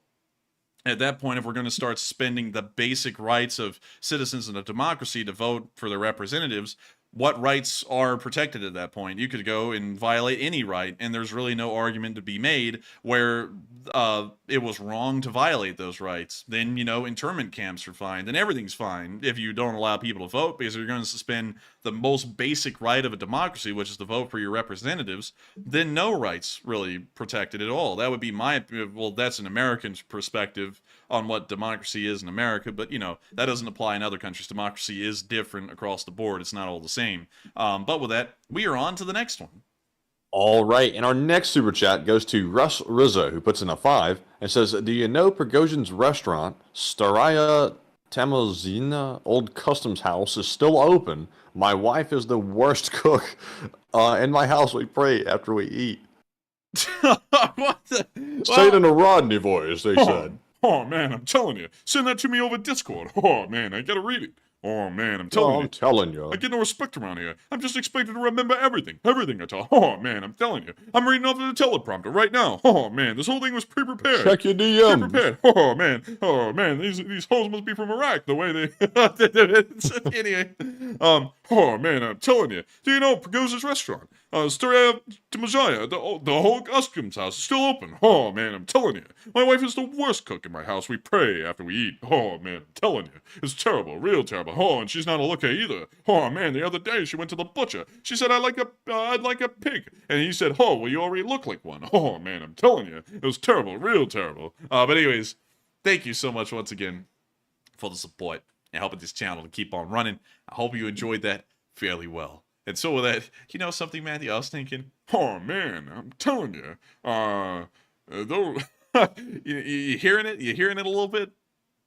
Yeah, I think so. As president of the United States. That doesn't really take a lot of changing to switch Rodney to a former president. At least a little bit, but it's not a good one. It's not the best one I've heard. I'm telling you, we have a super chat. No, not really. It's not good. I'm telling you, we gotta commit a drone strike on. We gotta commit a drone strike on the Iraqis. Oh man. But anyways, I don't know why I turned in Rodney at the end there. I'm kind of figuring that out. Glad that's over. Well, thank you. But with that, we're on to the next one. All right, and up next we have a $5 super chat from Morgan Bibe, who says, oh, sorry if I butchered that, by the way. Do you guys think Ukraine will keep their beachhead across the river? And do you think the offensive is going to continue to pick up speed? I think they are going to hold that foothold on the other side of the river at Dachi. Honestly, I'm thinking that may be a part of a bigger plan. I'm not going to go into what I think that plan is, but I think it has to involve the river a little bit. So I think they'll probably try and hold that for a good while until that plan is secured. And so with that, thank you so much once again for support. I hope I addressed that fairly well. And we are on to the next one. And we have a 5 from Reformed Nerd, who says, found you during the coup, desperate for coverage. Love the map and video walkthrough today, and keep up the good work. And thank you so much for enjoying the walkthrough. Thank you for being new. You must be brand new, just a few days into this channel. And I thank you so much for supporting it and helping you keep rolling, because that's a big part of this channel, is that folks supporting it through Super Chats is the only way to keep it rolling. I got to thank you so much for supporting it, because you're helping us to keep this work going. And so thank you so much. And also, thank you for enjoying the way we cover the news tonight. This is the way we cover it every single night, 6 days a week, except for Mondays. And I got to thank you so much for enjoying it, because we do this every single time. And then after we cover the news, we sit here and we answer questions. We answer Super Chats, and we answer live chats. And considering that we just had a new viewer in here, I feel like it would be a good way to explain how this channel works, and also why we have been in a question segment for an hour. The news lasts for nearly an hour and 40 minutes to 2 hours every single night. And then once we get done with the news segment, we enter a question segment. We answer as many questions as we can from the live chat. And we also answer super chats, because that's the way this channel keeps running. And so if you enjoy the channel, you can send in a super chat, which of course helps us to keep this work running. And if you want, you can attach a question to that super chat, and we'll make sure to get to it and answer it. And also, we recognize you in front of everyone and thank you for helping the channel to keep running, because folks like y'all are the only way we make this thing possible. So, you know, if y'all are wondering, how in the world does this channel keep on running? It runs through y'all. So, you know, if you want to support, you can. If you don't want to, you don't have to. There's nothing forcing you to, and you can ask a live chat if you want, and hopefully we'll be able to get around to it nearer to the end of the stream. But that's how our channel runs. And so with that, we are on to the next one. But thank you so much for being a brand new viewer of this channel and supporting us and helping us to keep this thing running. Yes, indeed. And up next, we have a $4 super chat from Luke Mitchell, who says, is Wagner going to Belarus for support before they announce Belarus will be going to war? Without external support, there would be a real rebellion.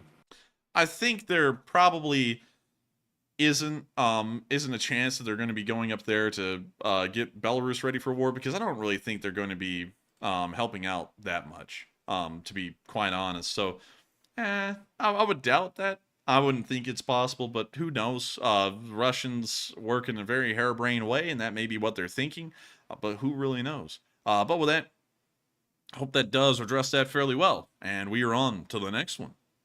And up next, big shout out to Dupper Bob, who puts in a 2 and does not leave a comment. But thank you, Dupper, as always, for that support, and we appreciate it very much. We also have a 2 from Cat Chaser, who says, picture Putin's glaring eyes with red laser beam. I can already picture that. I'm sure there's a meme out there that looks just like that. But still, thank you so much once again for the support and helping this channel to keep on running. I hope that does address that fairly well. And with that, we are on to the next one. And up next, we have a $2 super chat from Dark Warrior 137, who says, Russia went from holy war to holy real fast. You know, they kind of did. I'm not going to lie. They really did. And so with that, thank you for the support, and a pretty good idea right there. And thank you once again for helping this channel to keep on running. And with that, we are on to the next one. And with that, we're all out of super chats, so we're moving on to the Morse code decoders of the stream. No, we not done yet. Actually, we're not. We're moving back to our super chats for a moment. We have a €5 super chat from Nasty Clark, who says, I am brand spanking new person here. Okay. Cheers from Estonia, I think. Question. Estonia. Wow. Incredible. Question. Elections for refugees from Ukraine, how would that work? Good question.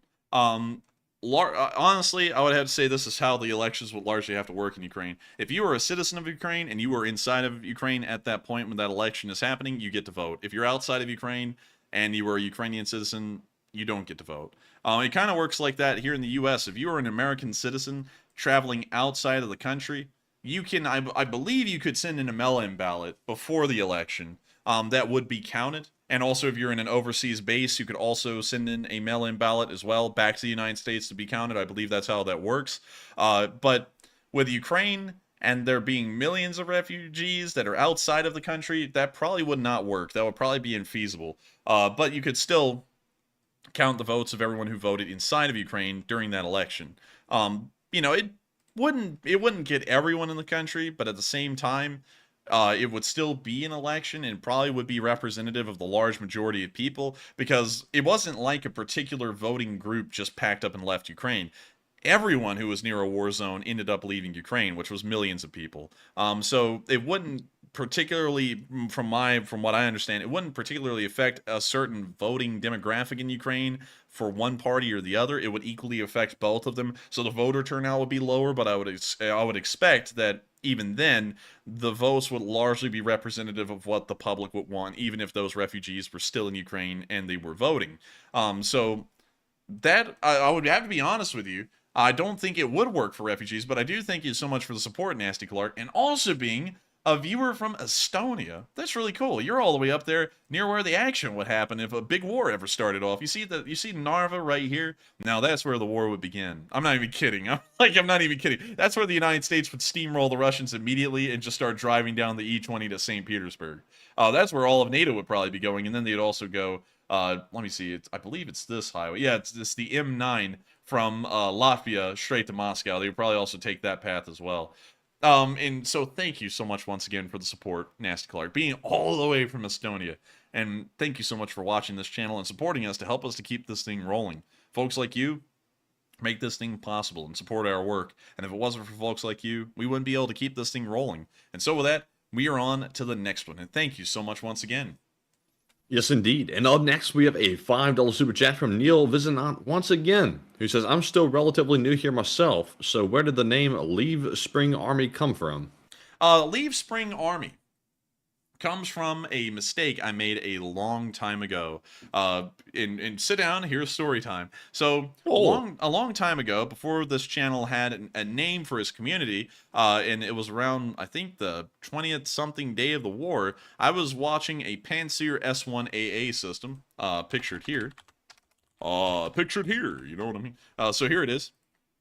It's Panzer S1. It was burning in a field in the northern part of Ukraine in Chernihiv. And at the back of this thing, I didn't know it at the time, it had a leaf spring suspension. So these rear wheels here on these axles are held up with leaf springs. That's their suspension system.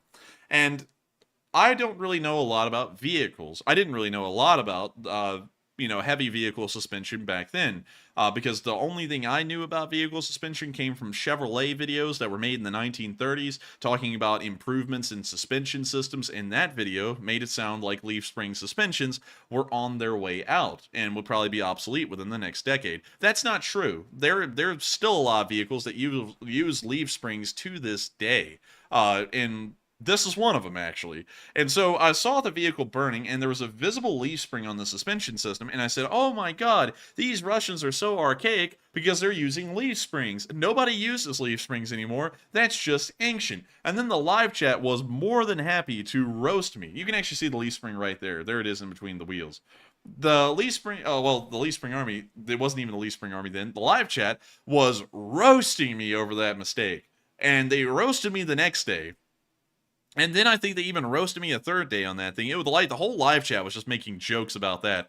And at that time, the Great Schism, which is another thing in the channel's history, had not happened yet. And a lot of those moderators were wanting me to just ignore that and even feel like a victim because of it for some reason. But instead of doing that, Matthew and me thought it was just hilarious because he was now my co-host at that point. He had been a co-host, I think, for a few days, maybe 3 or 4 days at that point.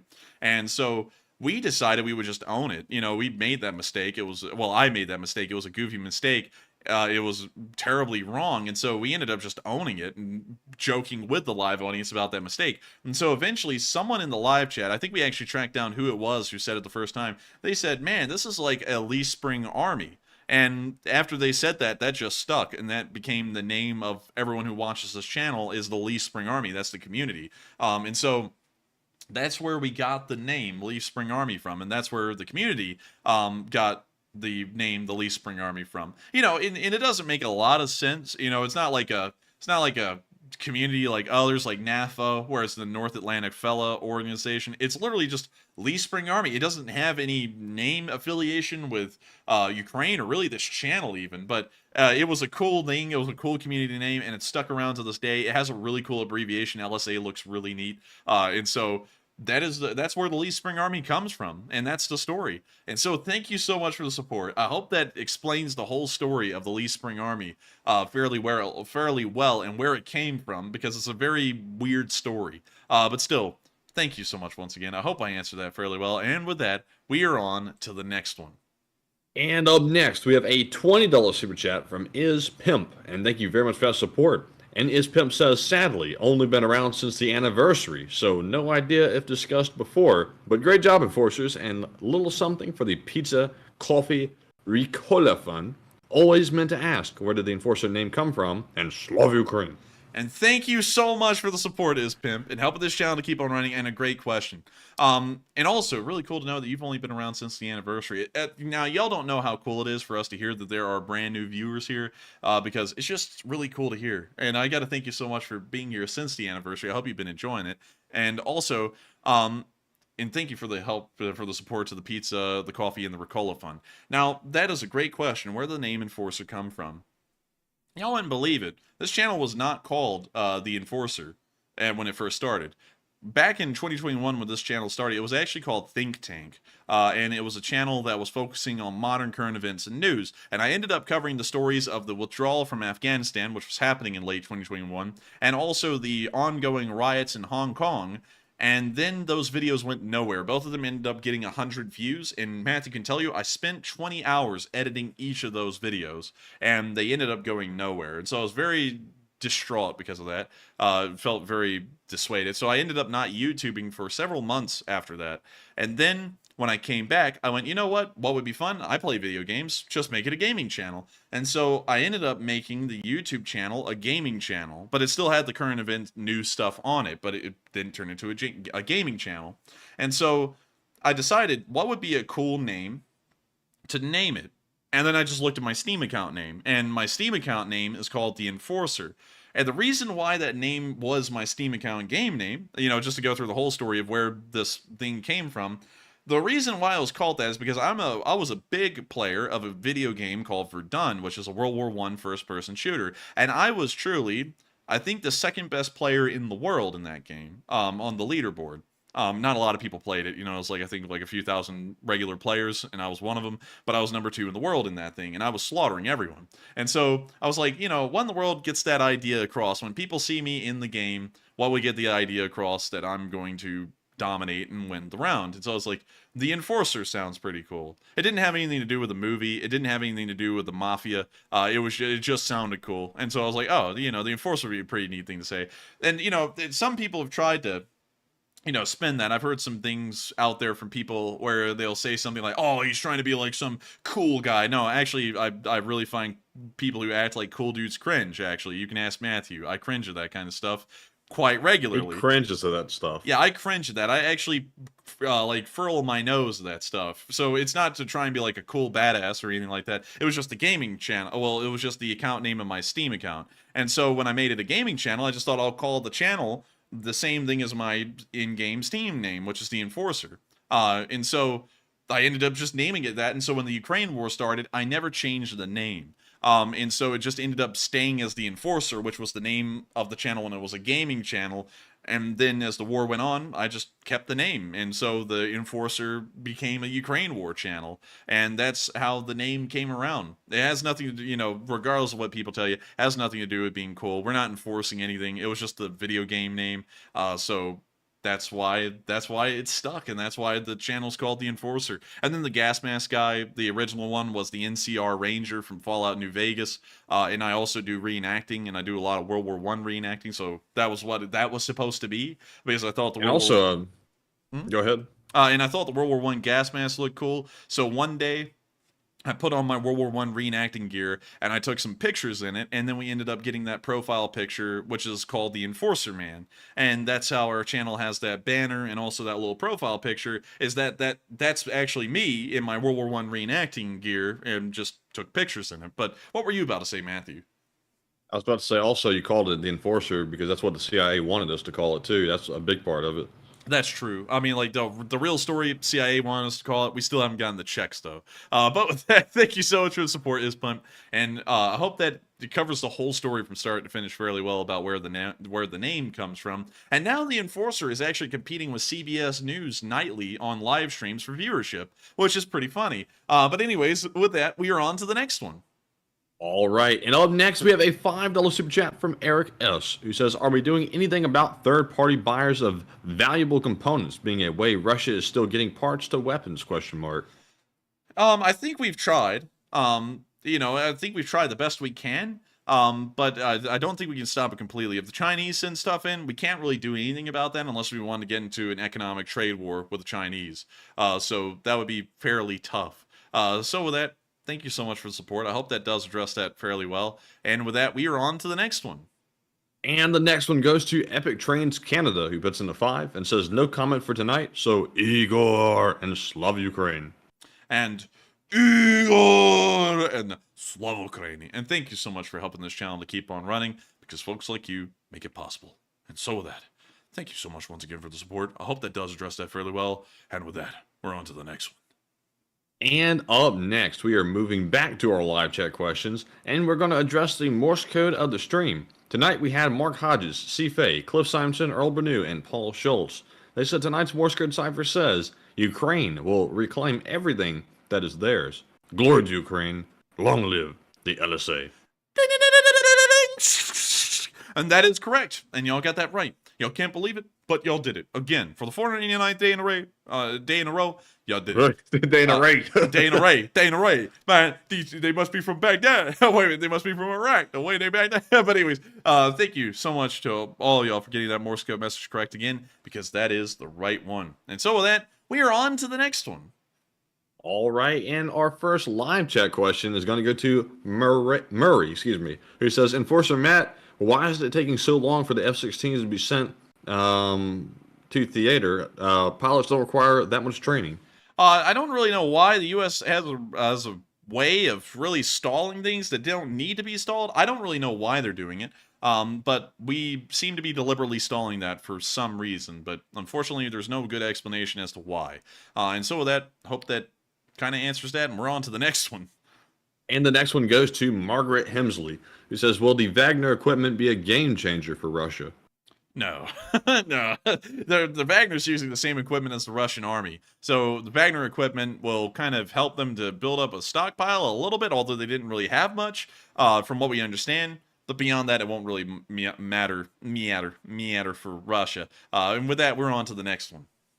Also, it won't matter either because that equipment was already being used to fight Ukraine. So basically, it's just changing hands. It's really not new equipment. Yeah, so, it's not going to matter much at all, really, in the big picture. It's not changing anything. But with that, we are on to the next one. And the next question goes to Jeff Vieder, who says, what year do you think the war will be over? Oh, man, that's crystal balling. And we all know that crystal balling never ends well. But if I had to crystal ball, let me whip out my crystal ball. Oh, Bakelite magazine of yore. When is the war going to end? Let's see. 2024. I'll put it in 2024. Whoa. Real trap shit. We make it look easy. Walk with your boys. Ride to victory 2024. Damn. Shadow Wizard Money Gang. Shadow Wizard Money Gang. We love casting spells. The song is brought to you by the Shadow Government. But anyways, thank you so much for asking that question. Crystal Ball, the Bakelite of yore says it will be 2024. Most likely mid to late 2024. And so with that, hope that does address that best we can. Hope the Bakelite of the future, Bakelite of yore, is accurate. And with that, we are on to the next one. And you know what, y'all? Well, did y'all believe this? I got a hold of a Bakelite magazine. You know those little orange magazines that you see all over Ukraine? I got a hold of one. They're pretty cool. But anyways, we're on to the next one. And the next one goes to Damien Bellew, who says, have you thought that the Russians could be there to support the U.S. Navy? No. I doubt it. No, I doubt that. I doubt that for the most part. So with that, we're on to the next one. And the next one goes to Avari Mandubratis, who says, at what distance from Taiwan's coast would a Taiwanese anti-ship missile launch be justified? I would say territorial waters. We'd have to find out what is the coastal waters of Taiwan. Oh, come on. Show us a map. Here we go. Here we go, baby. 150 miles. Wait, hang on. That can't be right. I didn't think coastal waters went out that far. Where's the map? Is this the only map we got? I think it is under 50 miles. I think that's the economic zone, though. Territorial waters of Taiwan. Okay. Okay, so here's the map. This is the territorial baseline. This is the sovereign territory. And this is the contiguous zone. And so there's a very small strip down in between where ships can pass through. So I would say that if they went in those lines right there, you got to mess them up.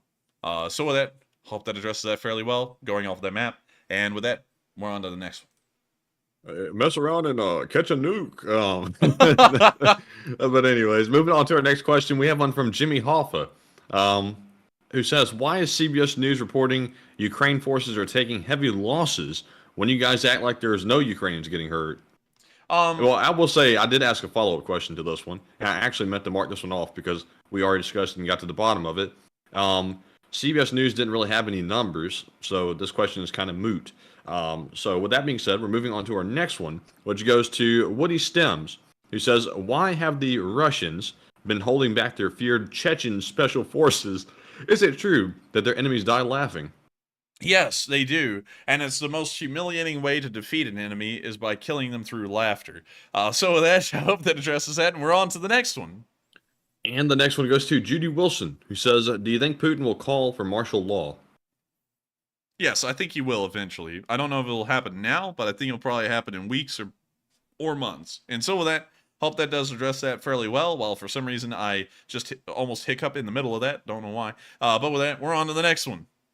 And we have a question from Bill Upshaw, who says, Matt, how about the CIA financing PMC Wagner to rebel against Putin once again? Man, how about the CIA funding us, though? I mean, like really send that check, damn it. But anyways, I would say not so.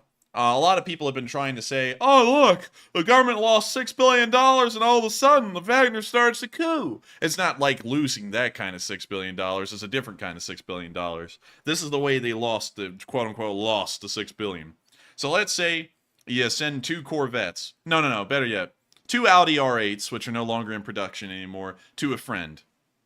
And both of those Audi R8s you list in support to your friend as $120,000 each. So you're sending $240,000 of Audi R8s to your friend. And so you send them to him and you say, I've sent $240,000 of Audi R8s to him. And then lo and behold, it comes back later that the dealership that you bought those from said, oh, wait a minute, hang on, sorry, those were actually only about $80,000 per Audi R8. So you actually only sent $160,000 worth of Audi R8s to him instead of $240,000. And so now there's a whole $80,000 there that you actually didn't spend because you got a refund back from the dealership you got those Audi R8s from of $80,000 because you actually didn't spend it. I guess that would be my best way of explaining it. And that's what really happened. So it's not like the government just sat there and like literally lost $6 billion. They sent over what they thought was $6 billion of equipment to Ukraine, and then they went back and reevaluated the cost of the equipment and figured out that they overcompensated by $6 billion. And so they sent an amount of equipment that was $6 billion less than what they thought. So the government didn't end up really losing that much in terms of vehicular support and cost. So that's kind of how it works. So they didn't pay the Wagner. I don't think the CIA was involved in that whatsoever because we told the Ukrainians, don't do anything to make it look like we're involved. Don't attack the Russians during that time because we don't want to be involved with that because that could start to escalate things seriously. So I don't think they were behind that at all, really. I think that was something internally happening in Russia for a good while, and we had seen it happening behind the scenes for months. And so with that, we are on to the next one. All right, and up next we have a question from Celestial Dragon, who says, I heard Prighozin, or Pig Ocean, gonna be giving back to Russia all the tanks, etc.? If true, why would he need bases in Belarus?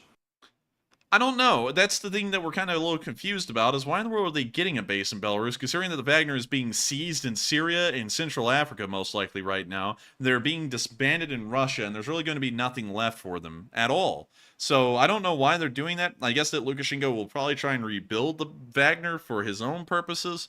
But at that point, why in the world even have Prighozin around? You could just build that thing from the ground up entirely on your own with Belarusians instead of Russians. You know, that would make more sense to me, but I don't know. Apparently, Lukashenko's got some kind of harebrained idea in his mind somewhere. But with that, we are on to the next one. All right, and up next, we have a question from Elmer Kilrid, who says, will Wagner be used to invade Kyiv when they're regrouped in Belarus?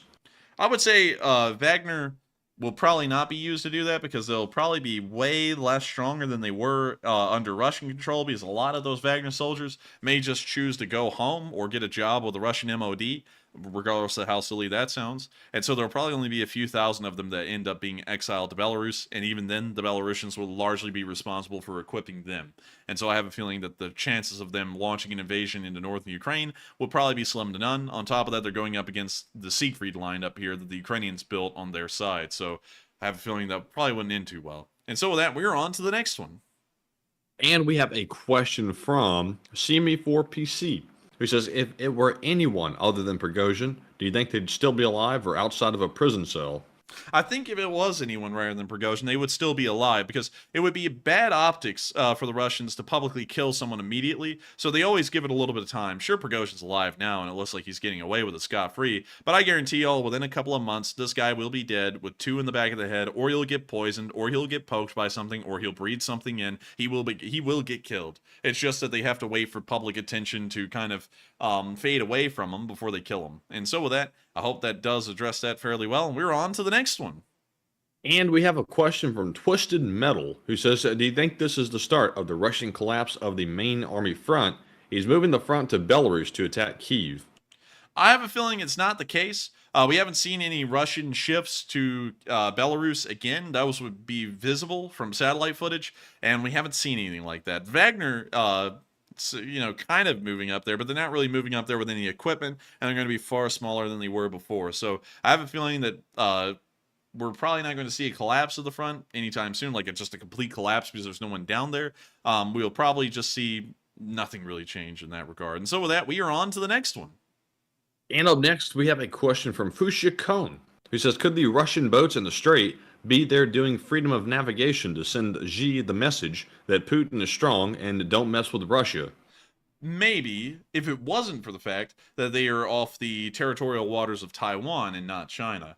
And so it makes it seem as though they're trying to send a message more to Taiwan than China. Otherwise, they would probably be hugging the other side of the Taiwan Strait and skirting past the territorial waters of China. So that may be the case, but they are closer to Taiwan, and so it does make it, by default, appear they are trying to send a message to us in Taiwan more so than China itself. And also, they probably wouldn't want to ruffle the Chinese feathers, since they are getting support from the Chinese, from what we understand now. We don't know how much. And also, the Chinese buy a lot of their stuff. They're really one of the only few customers they have left. And so with that, we are on to the next one. And we've got a question from Avari Mandabratis, who says, in which areas is a popular uprising most likely to start? Is it Kaliningrad, Belarus, Vladivostok, Chechnya, Moscow, St. Petersburg, or Volgograd? I think the places of uprising will most likely be in the Caucasus region, the Caucasus Mountain region, and also in eastern Russia. Eastern Russia will probably be far less successful just because it's less populous and there's not really much out there economically. But I think we'll probably see the largest rebellions happening in the Caucasus and maybe civil unrest in Moscow and St. Petersburg. But it's not going to be anything that's trying to separate from Russia, really. It'll be more so just trying to change the central Russian government. But these countries down here, these oblasts and republics down in the Caucasus, they would probably be trying to break away and create a new country. However, I would have to say Kaliningrad, in my opinion, will probably not break away. A lot of y'all don't know this, but Kaliningrad actually has no Germans living there anymore. And this was kind of a part of the cultural genocide that happened after World War II that no one really talks about. A lot of the Germans who have been living in these lands. In fact, the Germans really come from Kaliningrad, at least the Germans many people think of, which are the Prussians. A lot of the Prussians ended up coming from East Prussia, which is what we now call Kaliningrad, and also this part of Poland right here, where Elk and also this town is, and I can't pronounce that name. But nonetheless, after the end of the Second World War, the Soviet Union ended up carving up new borders, and they ended up deleting a large part of Germany that existed where Poland exists today. And Poland really existed even farther over. They actually owned Lviv, Brest, Grodno, and also Vilnius, and those were actually Polish cities. But when the Soviets drew up these borders, they did it with no consideration of the people that were living there or the cultures or anything similar, and then they realized that afterwards, and they just said, well, we'll just move these people to wherever their new countries are. And so they ended up moving a whole bunch of Polish people out of cities like Lviv and on into what is now modern-day Poland. And they would end up moving a lot of the Germans out of Poland and into East Germany, and then a lot of those Germans would end up traveling from East Germany into West Germany, and then that's why the Berlin Wall was built. But Kaliningrad was just like the rest of Poland. It was filled with Germans, and they're now living in what is considered a part of the Russian Soviet Federal Republic. And so what they did is that they just packed them all up and they shipped them all out. And in their place, they just moved in a whole bunch of Russians. And so there's just a whole bunch of actual Russians living in Kaliningrad now. There are no German-speaking people there, and everything is in Russian in Kaliningrad, which used to be Königsberg. And so they probably wouldn't break away because there's nothing really culturally different about the people of Kaliningrad from the rest of Russia.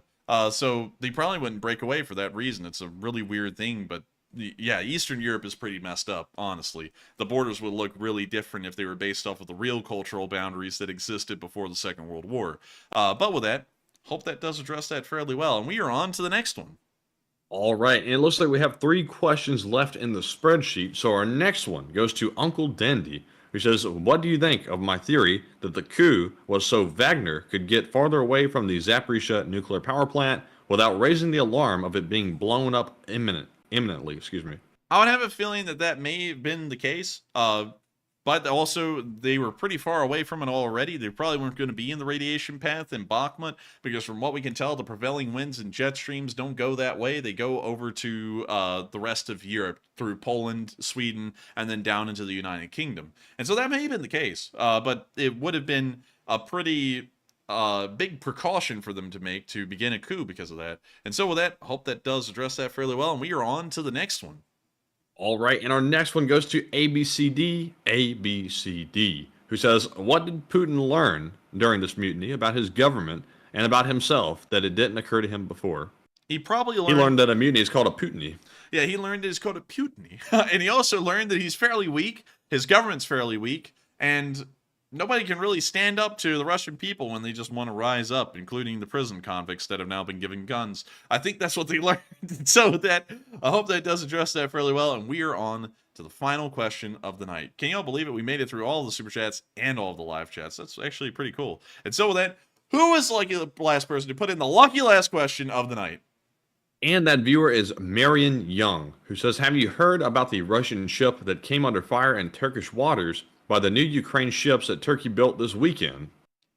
I didn't, actually. I would have to declare ignorance on that, because I haven't heard anything about that whatsoever. So unfortunately, I can't really comment on that. But still, thank you for sharing that with us. That's really cool. And with that, we've reached the end of tonight's stream. I've got to thank all of y'all so much once again for watching, and 4,500 of y'all are still watching right now. If y'all did enjoy it from start to finish, please make sure to subscribe. It makes us really happy when folks subscribe, because it lets us know that folks do enjoy the channel, and it also keeps y'all apprised of when these streams and videos run. We run daily war summaries every single day of the week, 7 days a week, usually in the middle of the day, although we don't have an exact hour it comes out. And then we also run nightly live streams on the war in Ukraine, covering the past 24 hours every single day of the week, 6 days a week, except for Mondays. And those come out every single night at 10 p.m. Eastern Time, like clockwork, like it did tonight. And so with that, thank you all so much once again for watching. Good night. Good luck. Stay safe. Take care. Slava Ukraini. And long live the Lee Spring Army. And good night, LSA. See you all tomorrow. And also, don't forget to peep the Twitter. Slava Ukraine. Yes. The Lee Spring Army sends its regards.